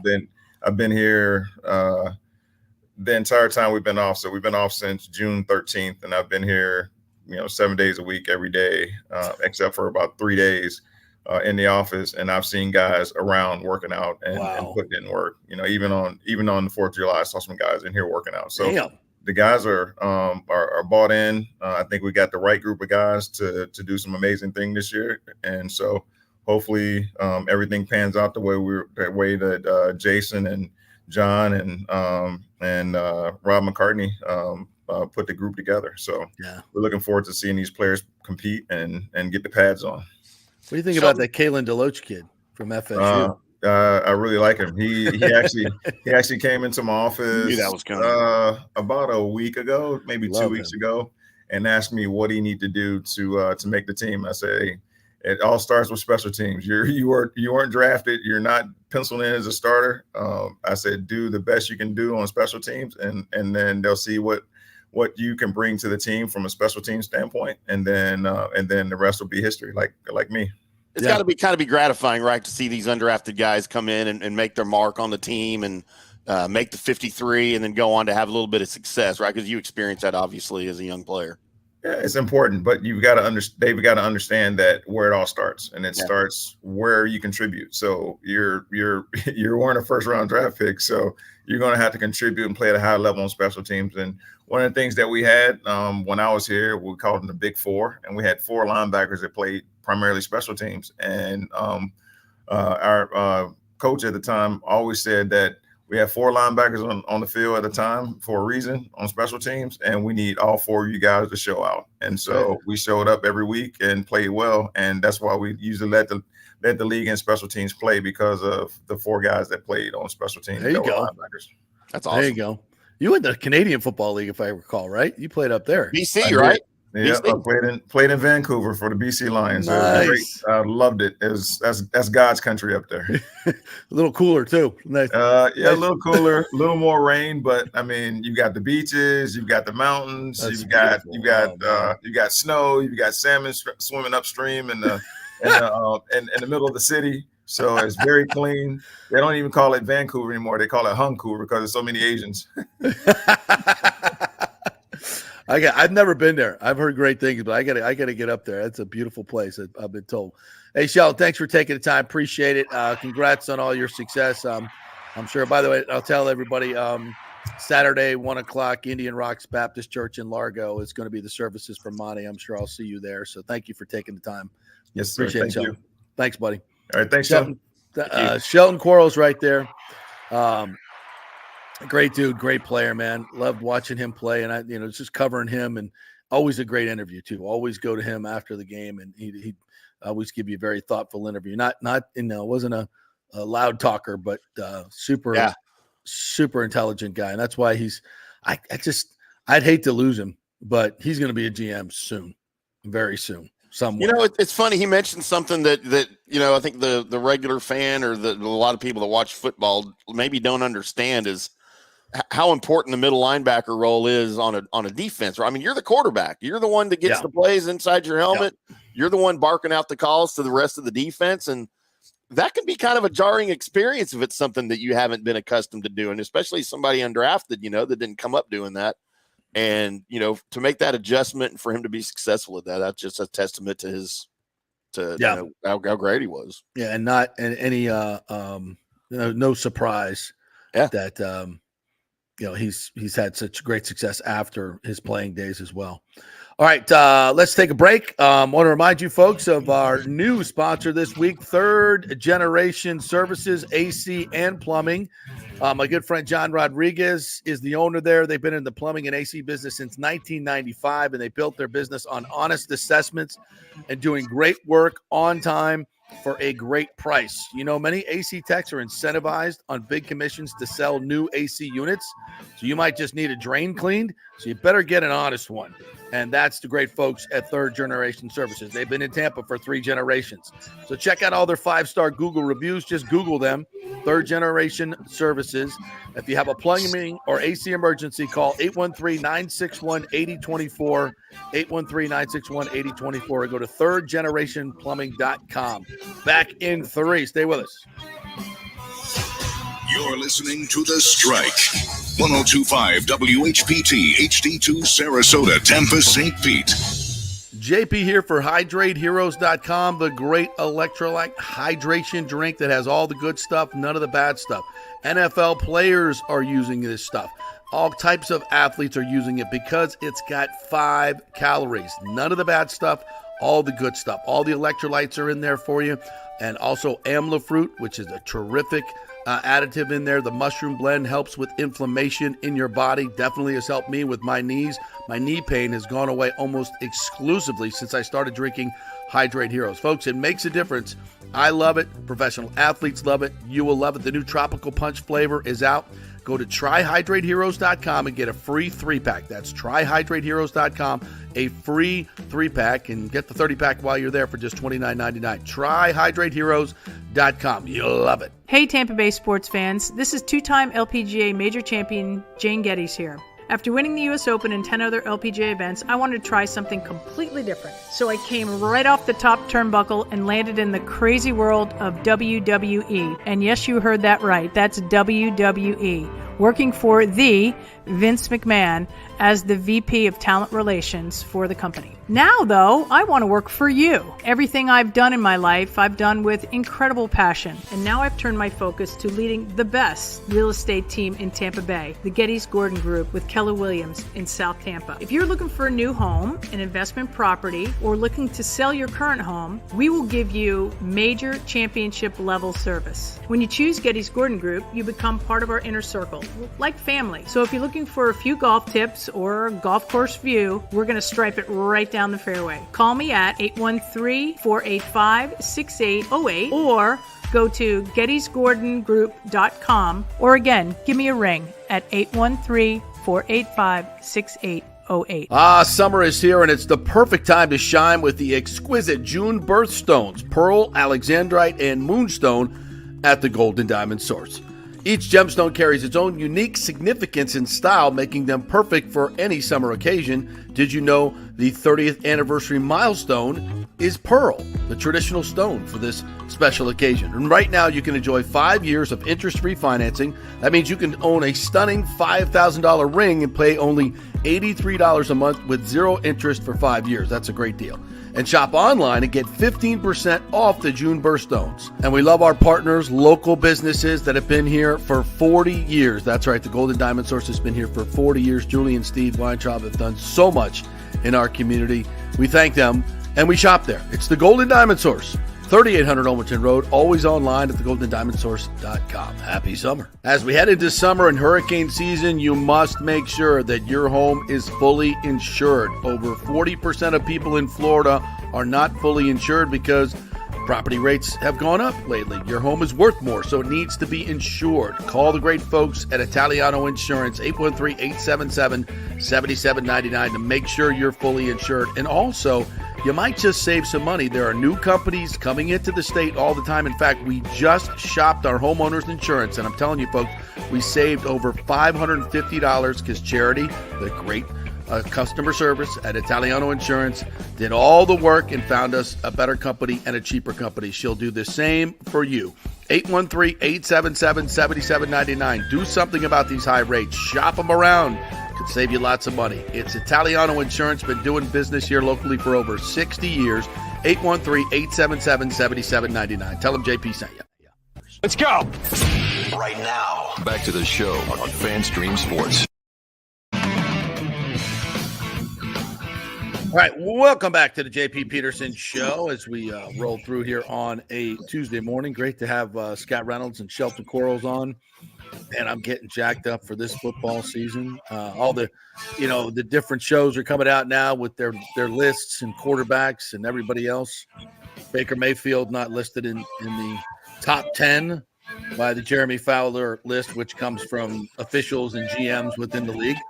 Not surprising. I don't think there's any quarterbacks on that list that necessarily I would put Baker over. But it doesn't I can think of one. What's that? I can think of one. Number 10? Yep. Dak Prescott? Yep. I'd put Baker over Prescott. Really? I don't think he belongs on any top 10 list. And you know what's funny? I went on a Raiders show a couple weeks ago, and they're asking me about Dak because they're maybe looking for a quarterback. And they were asking me, Raiders fans, man, they're kind of interested, maybe, Dak's contract's up, is he going to be free agent? We'd love to have him here in LA or in Las Vegas. And I'm like, be careful what you wish for, brother. Because we used to think the same thing here in Dallas. And he's like, oh, really? And I said, they said, where would you rank him? And off the top of my head, the only thing I could think of to say was somewhere between 4 and 16 is where I would put him. Well, I mean, if he's 4, I know, but they said, well, that they laughed because that's a big. I mean, I did that on purpose. It's a huge, broad, range. And I said, but I'm leaning more towards the 16 than the 4 these days, And they were laughing. I'm sure you're not a big fan of paying him $60 million a year in an extension. So I'm going to contradict myself a little bit and say yes, because while I don't think he's the guy right now. Mm-hmm. And if you want to keep him, because I don't know who else I'm not going to go say, let's let Trey Lance be the starter. Cooper Rush certainly isn't the guy, but he's our guy right now. And if you want to keep him, you got to pay him 60. Is he worth it? No. And I use the word worth it all the time when I talk about contracts. Nobody is worth $60 million a year. Patrick Mahomes is not worth $45 million a year, but that's the market value. That's what you have to pay. So that's how you have to think of it in those terms. Well, I would say Mahomes is. Because he's but proven. I'm talking about worth, though. I mean, nobody is worth that much money. We're talking about on a human scale. No, yeah, that's what I'm saying. Worth that much. So I hate when people say, "Well, he's not worth that." Well, no one is. But that's if you want to keep. I think if we're talking about salary cap worth, is he worth $60 million in salary cap dollars that precludes you from going out and using that money on other players? Well, but what's the salary cap going to be in the next 3 years? Like, I would love to know what that number's. We just talked about it earlier with the Bucs. It's going to go up. I just go by what the media deals. They said the media deals doubled in this last round, and the money escalates every year to the league. Correct. And the players, get roughly 52% of the revenues. So that has to go towards salary cap. So, my dumb math says if the total revenues are going up and they get 52% and those revenues have doubled, then the salary cap has to double within those commensurate years. So it's going to double from where it was at about 190 to, close to 380 in what I think that last deal was for 6 years, 6 to 8 years, somewhere in that. Right. So yeah, it's going to go up considerably every year, $20-30 million. So yeah, it's going to be in 3 years, going to be at least probably 90 million higher. And so the salaries have to reflect that. So 60 million is going to be 5 years ago, 30 million. Yep. So if you want it regular, I told the guys in Vegas, if you want regular season wins, Dak's your guy. He's probably your 5th best quarterback. You want to win in the postseason? Dak's probably the 16th best quarterback in the league. I don't want him there. Baker Mayfield and Dak Prescott have the same amount of postseason wins. Wins, right? They both have 2. And Baker's looked better in the postseason to me than Dak has. So, and postseason is obviously the measuring stick because that's where legends are made. And what I don't understand is this anointing of Jordan Love. I know he played really well at the end of last season. 21 touchdowns, 1 interception, I think, in his last, 8 or 9 games. Right. And that's great. And he played fantastically well and certainly torched the freaking Cowboys. Yeah. But I've seen this before. And you give an off season to these defensive coordinators and defensive geniuses and players to learn the tendencies of a team. And obviously personnel is going to change as well. Yeah. You got to do it for a couple of years before I anoint you as a top 10 quarterback. And people are talking to him as a top 3 quarterback. I'm like, you're out of your freaking mind. Like, he may be in the end, but I would bet not. I think he's really good. He's got a lot of great intangibles and tangibles, but let's slow the roll on Jordan Love a little bit. Yeah, and see, I still think, and I said this during that draft, I think eventually Jordan Love will be the best quarterback out of that class. That includes Tua, Justin Herbert. I like Justin Herbert on that list as well. At number 5? Yeah, that to me is like, I know he's not as bad as he's been because he hasn't had a coach.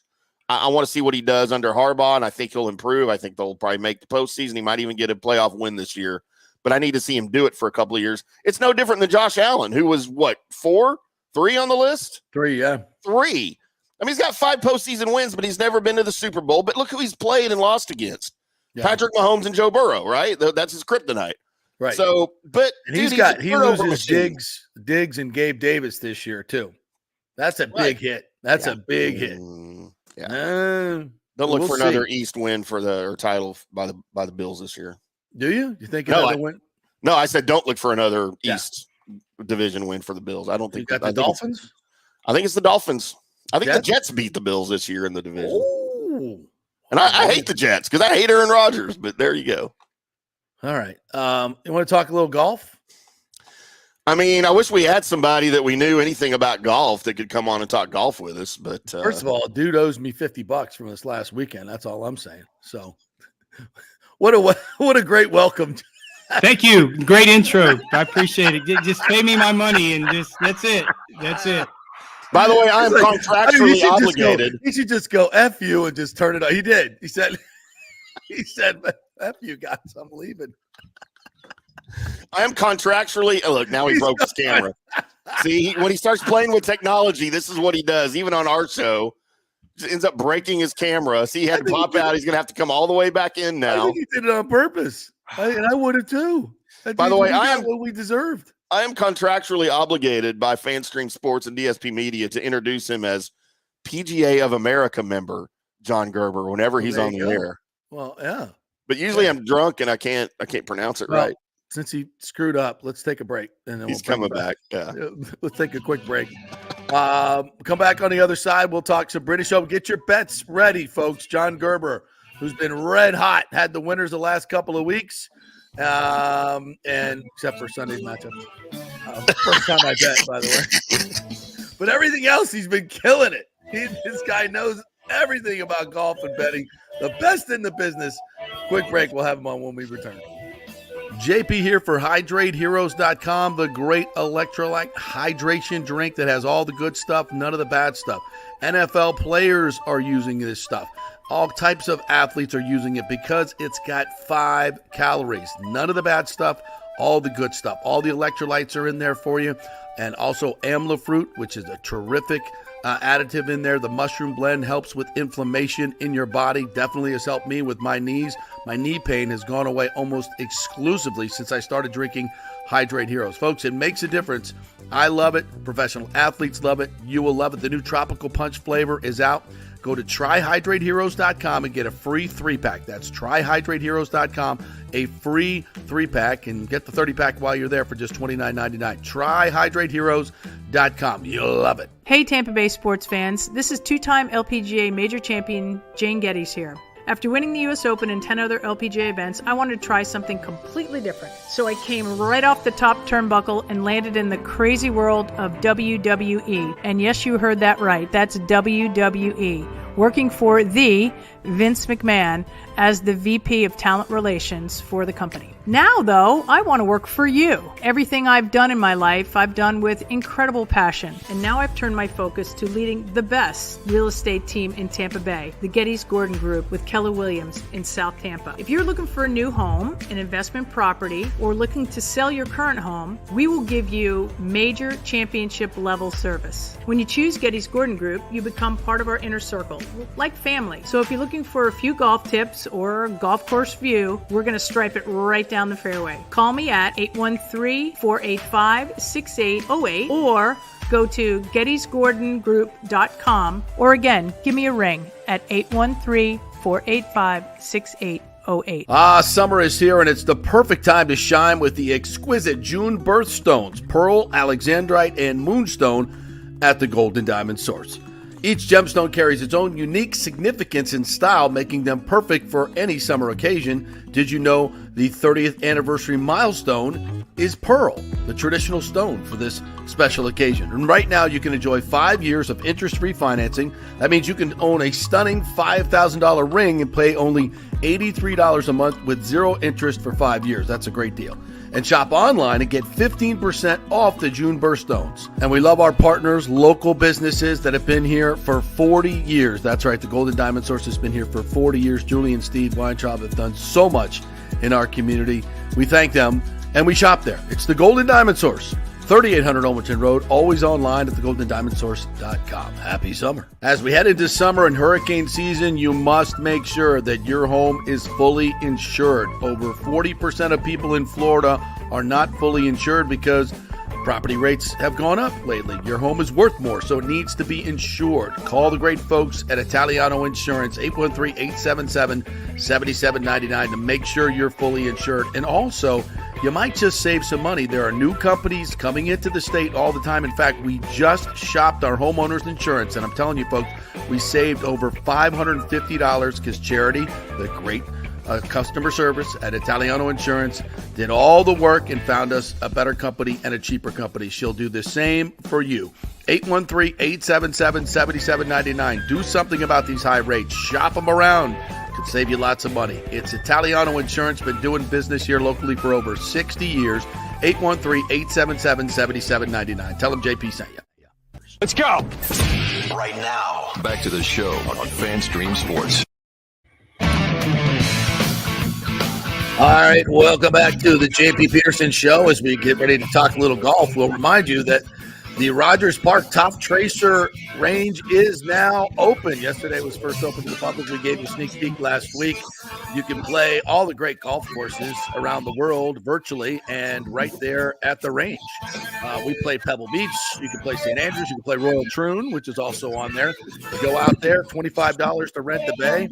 Balls included, food and drink, and it's awesome at Rogers Park. So check it out. The new Top Tracer golf range at Rogers Park. Go to rogersgolf.net, rogersparkgolf.net, and reserve your bay now. All right, let's talk some golf with our good friend, PGA Pro, the great John Gurr. PGA of America Pro. Did I get that right? There it is. That's it. That's it. PGA of America. Here's Johnny. I would and tell all the folks that 2 out of the last 3 weeks you've picked the winner in Gerber's bets, 55-1 and 25-1.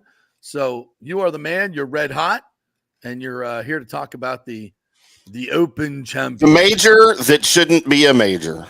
We still consider this. We can't say the Open Championship. It's still, to me, the British Open. It's the British Open. I don't care what anybody says. The Open Championship. I love it. Golfer of the year. It messes up ever.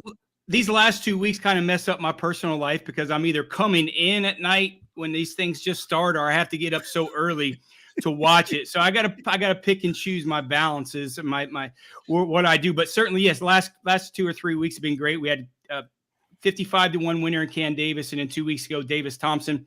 We didn't have the winner last week. It was a rough week for us in terms of that, but certainly profit. That was my fault. You give me the mush. That's what we call in the betting. You mushed me. Yeah, that's what we do. I did. But we tell this people all the time. This is why it's important that you follow the system every week and just not jump in and out of the gambling. And I know it's hard to do, but whether it's $1, it's $5, $10, if you play the system every week, and if you look going into, up until 3 weeks ago, we were just barely over the plus mark in terms of profit, but we are to date now 51, 21, and 6 in matchups. So we're still super hot with the exception of last week, and we will blame you, JP, for the matchups. Going if I bet on it, it's a loser. So, but I'm not. going to bet again this week, though. So I'm listening to what you're doing. I'm following your matchups, and I'm betting again this week because averages tell me that we're going to make it up this week. So yeah, and profit almost even after a lackluster week last week, we're still over the $7,600 unit mark, however you want to say it, however you play it for the year. And like we said, going into up until 2 weeks ago, we were kind of around that even number. So that's why it's important that you follow every week. We're going to continue our hot streak this week at the British Open. All right, let's go. So let's get into it. Royal Troon is the venue. Played there 9 years ago now. Was our last Scottish trip. 9 years it's been. What a place. And just, it's the epitome of Scottish golf. The heather, the rolling terrain. It's links golf, and it's played on the ground, not in the air. And there's going to be advantages to that. So I'm sure many of your picks are guys that know how to play this style of golf, correct? Yeah, certainly. And I think this is, of all the courses in the Rotary, I mean, I certainly don't think it's as hard as Carnoustie. And I don't think it's as beautiful and thing as Murfield. I think those two come to the top of my mind when you look at that, but I certainly think it fits that mold of true traditional links golf. I mean, there's some really cool nuances. I mean, you got a 120-yard par 3. It's going to play probably every bit as hard as the longest hole in British Open history at 620. So you're having a hole that's going to play 120 yards. It's going to have a higher score per par than a long hole. So the cool part about that is there's so many different kind of ambiances and nuances. You have the 11th hole where you have to wait a little bit because you have the railroad tracks going by, and they'll tell you to wait for the tracks. And some guys, when you make that turn on 10, that's when the hard part, the backside, is certainly harder depending on the wind. And some guys after the front 9, and especially after 10, they might want to jump on those tracks to get hit by one of those trains because they know what's coming if they don't get off to a really good start on that front side. Well said. Well said. And we can go back to last week too, and probably one of your picks this week, Bob McIntyre, Scottish native. Good day, mate. Yeah, what a freaking story that was. And watching that at the end, coming down the end, he goes 4 under in the last 5 holes, including an eagle at 16, and drops a 20-footer on 18 for the win. Like the last roll, it rolls in, and he wins his National Open. That was freaking awesome. Talk a little bit about his performance last week.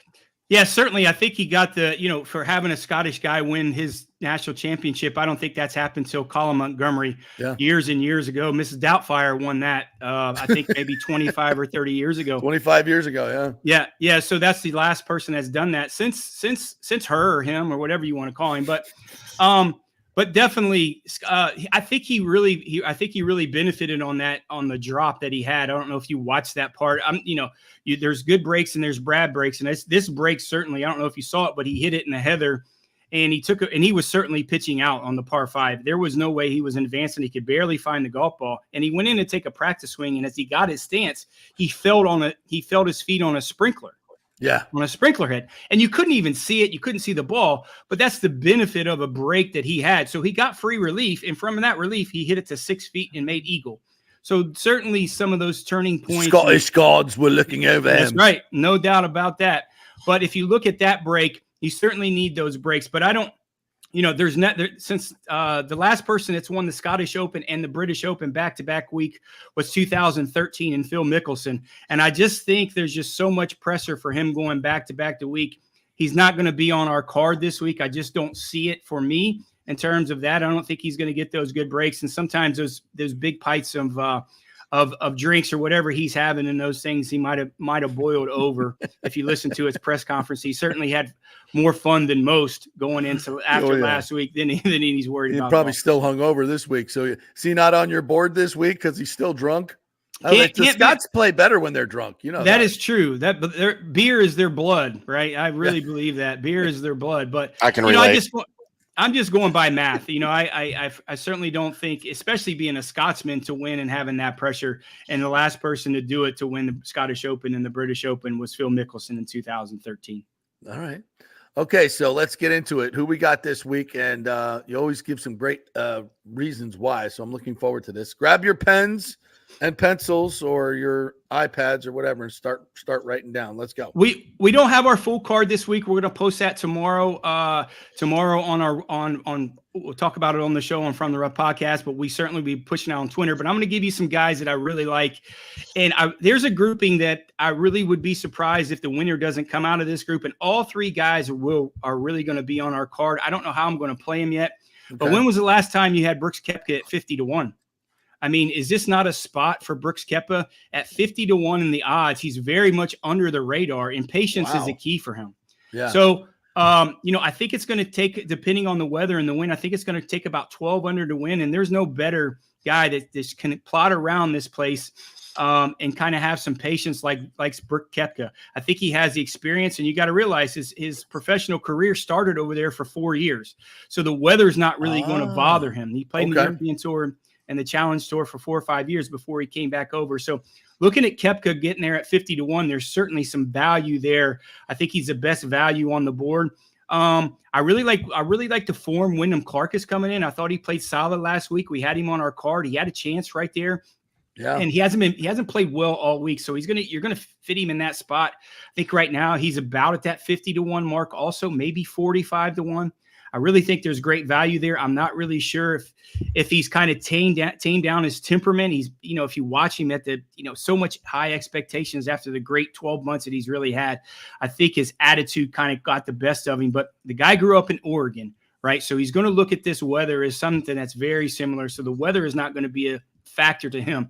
And it's all going to be dependent on the draw. They play at 9:37. And you can never count out Hideki Matsuyama in a major. He's always played well here. He hits the ball high. I don't think it's going to be super windy, but it's going to be 15-30, but 15-20, you never really know over there. So look at those guys. There's another guy to keep on your radar. And over the past 4 months, from strokes tee to green, he's ranked 4th on the PGA Tour. If you look at his success, look at Aaron Rai. He's had some success. He won the Scottish Open about 3 or 4 years ago when it was very windy. He's had some success in the British Open. So look for him to be on our card. We'll see where we're going to put him. Might be a top 10 pick, might be a top 20 pick. It just depends on his odds. He shot 63 on Sunday? 63 on Sunday. Yeah, that's right. So the Scottish Open, yeah. Looking at those 4 guys certainly is going to be in our radar. There's a couple guys that I think certainly will not be on our radar, as you mentioned. Bob McIntyre probably won't be on our card. And the biggest wild card in the field when it comes to major championship and is windy, and we talk about this all in time, is Colin Morikawa. Colin Morikawa, when it's not windy, he won his major championships in the Northeast, and he won his British Open in conditions that were not windy. Like it looked like they were like last week. That's why he had some success last week. But when the wind blows, he's the highest spin player on the PGA Tour. So, when you get something like that and it's very windy, I don't like him in the field. But again, this could go either way. I'm going to look at him. I'm going to pay a little bit more attention to him. I hate putting him on my card just because of that volatility, because you just can't really do on the wind. But he's the guy that's kind of the biggest wild card, in my opinion, in this week. So explain why high spin players don't fare well in the wind. So when you're a high spin player in the wind, their ball can curve a lot of different ways. If you hit it off the heel or the toe, it overspins in one direction. And also, if you don't get a center face, it spins higher. So when he spins it the way he does, he doesn't hit a heavy ball. When we mean a heavy ball, it doesn't hit a hard ball like a Kepka. He does not a piercing through the wind. So when you have those variances and you get a left or right, especially in a left or right wind, he struggles in a left or right wind because he cuts the ball. So any off center hits is really going to emphasize that.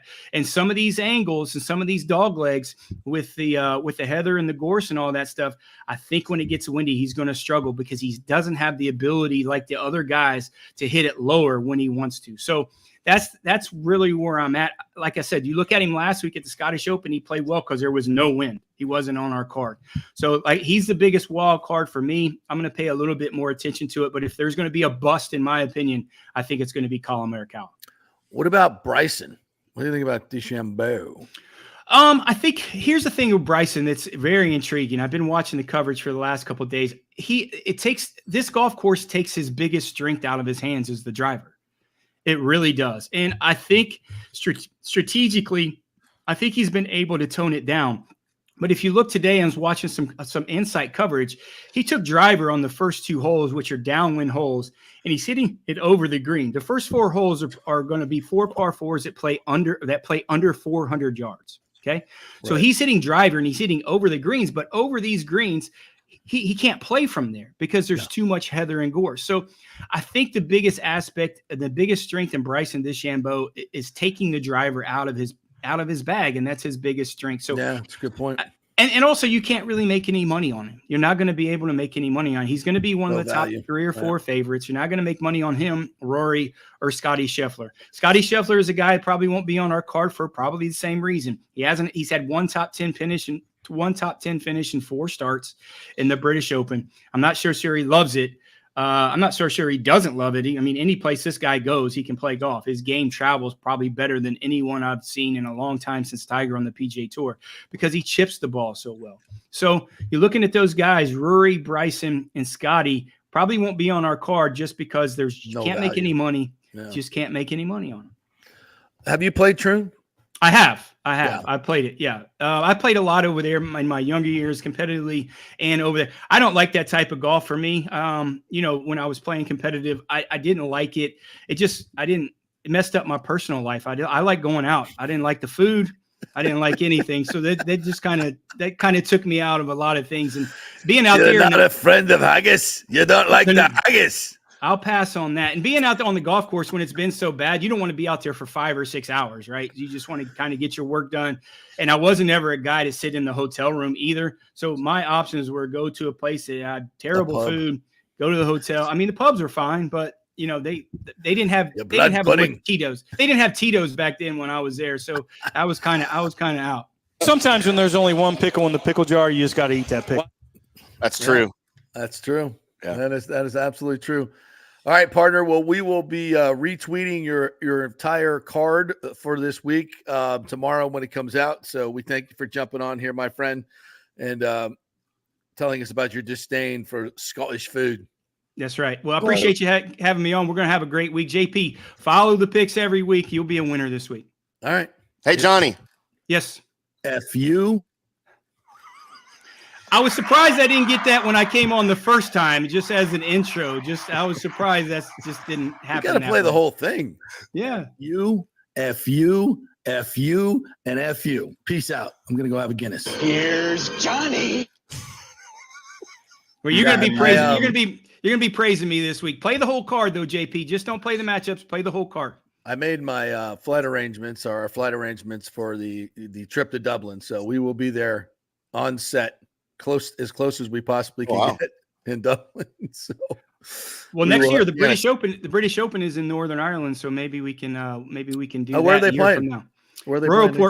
Royal Port Rush. Oh, next year. So yeah, we played there. That's where they had it a few years ago, right? Yeah, they did. That's where Lowry. What a golf course that is! Holy moly, that thing! It's hilly. It's hilly. People don't realize how hilly it is. Incredible elevation changes. Yeah. All through the course. It's incredible. Those places are just. It's such eye candy. Sometimes you get lost in that, and then you got to go hit a shot. But super fun. Oh, by the way, they just opened the Top Tracer range here at Rogers Park. I did a couple demos that are up on social media. What's different, most of these simulators are indoors and you're hitting into a net. This one, you're actually at a range. So you can actually see your ball go and get more feedback, which I like. I actually like that. It's better than hitting into the net, and it's more realistic. But you can also do the virtual courses.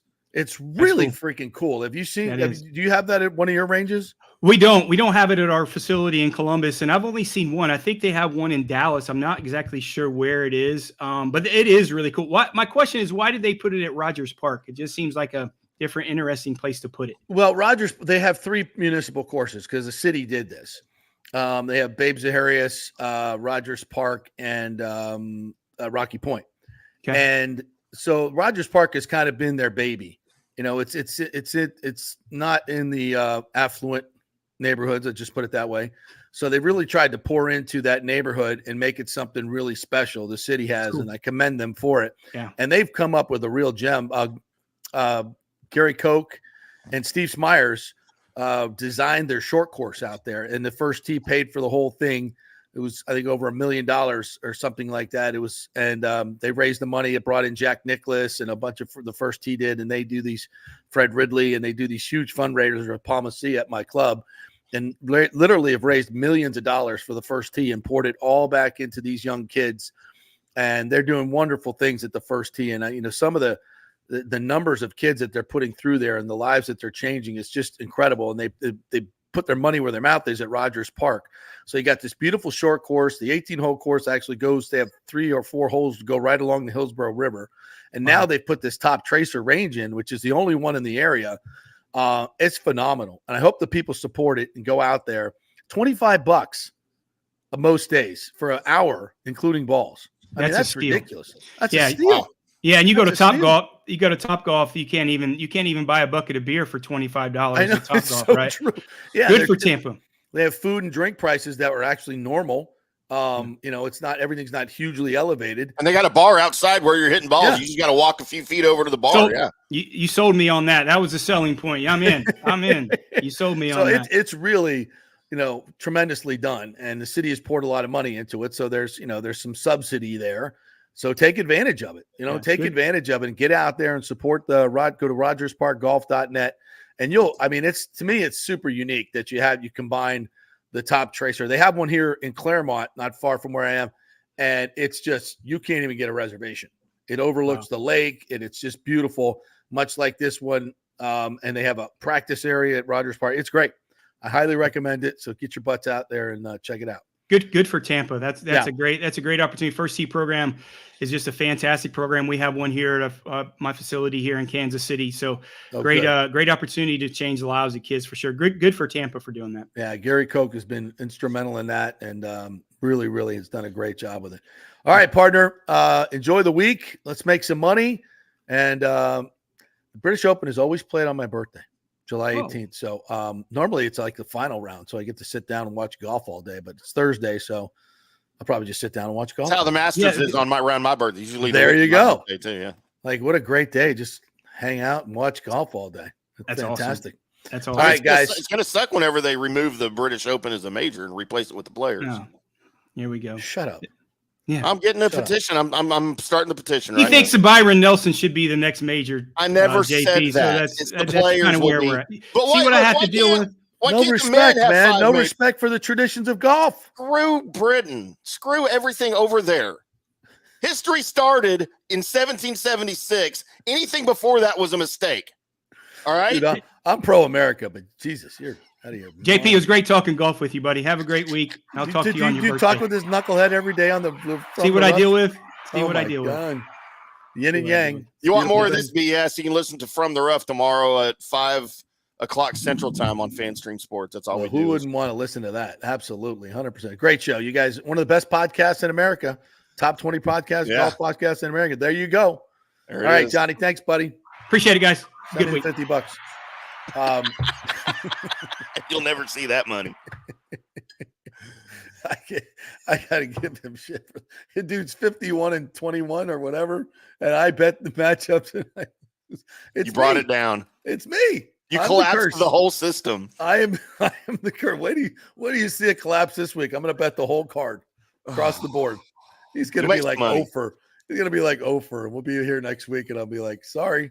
Usually we only go Ofer like when our cards like cross somehow, but it hasn't been that way the last couple of weeks. So yeah, we're good. My God, we'll see the full experiment on display. We'll do all the picks tomorrow when he puts them out. We'll have them on the show tomorrow, and then we'll be cashing money on Sunday, or not. Cashing checks and snapping necks. John Hill says, I did not see this, that Tiger Woods is practicing with wedges covered in rust, since it provides a softer feel and impact. Okay, number one, I think the reason Tiger Woods is playing with or practicing with irons covered in rust is because he's trying to find his game, and he sucks at golf nowadays. So he's just trying to find. He doesn't even practice anymore, so his wedges have rust all over them. Apparently so, just like his game. Once again, I'm a trailblazer. I've been practicing with rusty wedges my whole life. Because I can't afford to replace them. Right. Once again, trailblazer. I've been there all my life. Tiger's copying your practice methods, JP. I never get enough credit. I just don't. Big deal. Big what? Now you're coming with rusty wedges? Come on. I've been doing that for 15 years. What's wrong with you? Idiots. Sweet spot's just worn out on my wedges. I've never hit the sweet spot on mine. Because I bought them used. All right, let's take a break. I'm gonna hit one more break here, and then nice we can. It's 11:58. My God, time is when you're having fun. We're done. Yeah. I want to definitely tell you once again about my good friends at Third Generation AC and Plumbing. John Rodriguez, one of our new sponsors here. They do great AC and plumbing work since 1995. They built their business on honest assessments and doing great work on time for a great price. When you call a plumber or an AC guy, you're going to have to pay some money, right? But you just want an honest deal. You don't want them to try and sell you a new unit when all you need is the drain cleaned, right? Happens all the freaking time in the AC business, people. So you got to have somebody you trust. And that's Third Generation Services. John Rodriguez, again, they've been around for 3 generations in Tampa. They're proud of it. Boy, he told me some great stories about his family back in the day. Incredible stuff in the building of the city of Tampa. So check out their 5-star Google reviews. If you have a plumbing or AC emergency, call 813-961-8024 or just Google thirdgenerationplumbing.com. Thirdgenerationplumbing.com. Great folks over there. And we mentioned Rogers Park. We did all that. And Hydrate Heroes. Don't forget about your Hydrate Heroes, folks. Try hydrateheroes.com to get your free 3-pack. All right. Anything we missed? I don't think so. Go Britain. Yay, Britain. And you're open. I love their golf. Everything else. I hate their golf. You can. Actually, we're flying to London for the first 2 days, so we're gonna enjoy. That'll be fun. London. Be fun. That one of the best museums in the world. They've got great museums in London. I'm a museum guy. The War Museum, simply called the War Museum. It is amazing. So I'll drink some warm beer. Yeah, there you go. All right. Thank you, Timmy. Appreciate you. Don't forget, folks, to like and subscribe on our YouTube page. We're going to get those subscriptions up, please, to JP Peterson Show and FanStream Sports. Also, don't forget about our podcast. You can always listen to this as a podcast. Huge thanks to Shelton Quarles, who joined us today to talk about Monty Kiffin and the current Bucs, and Steve and Scott Reynolds as well. If you missed anything, go check it out on YouTube, Facebook, Twitter, wherever you can. We'll see you tomorrow. Thank you.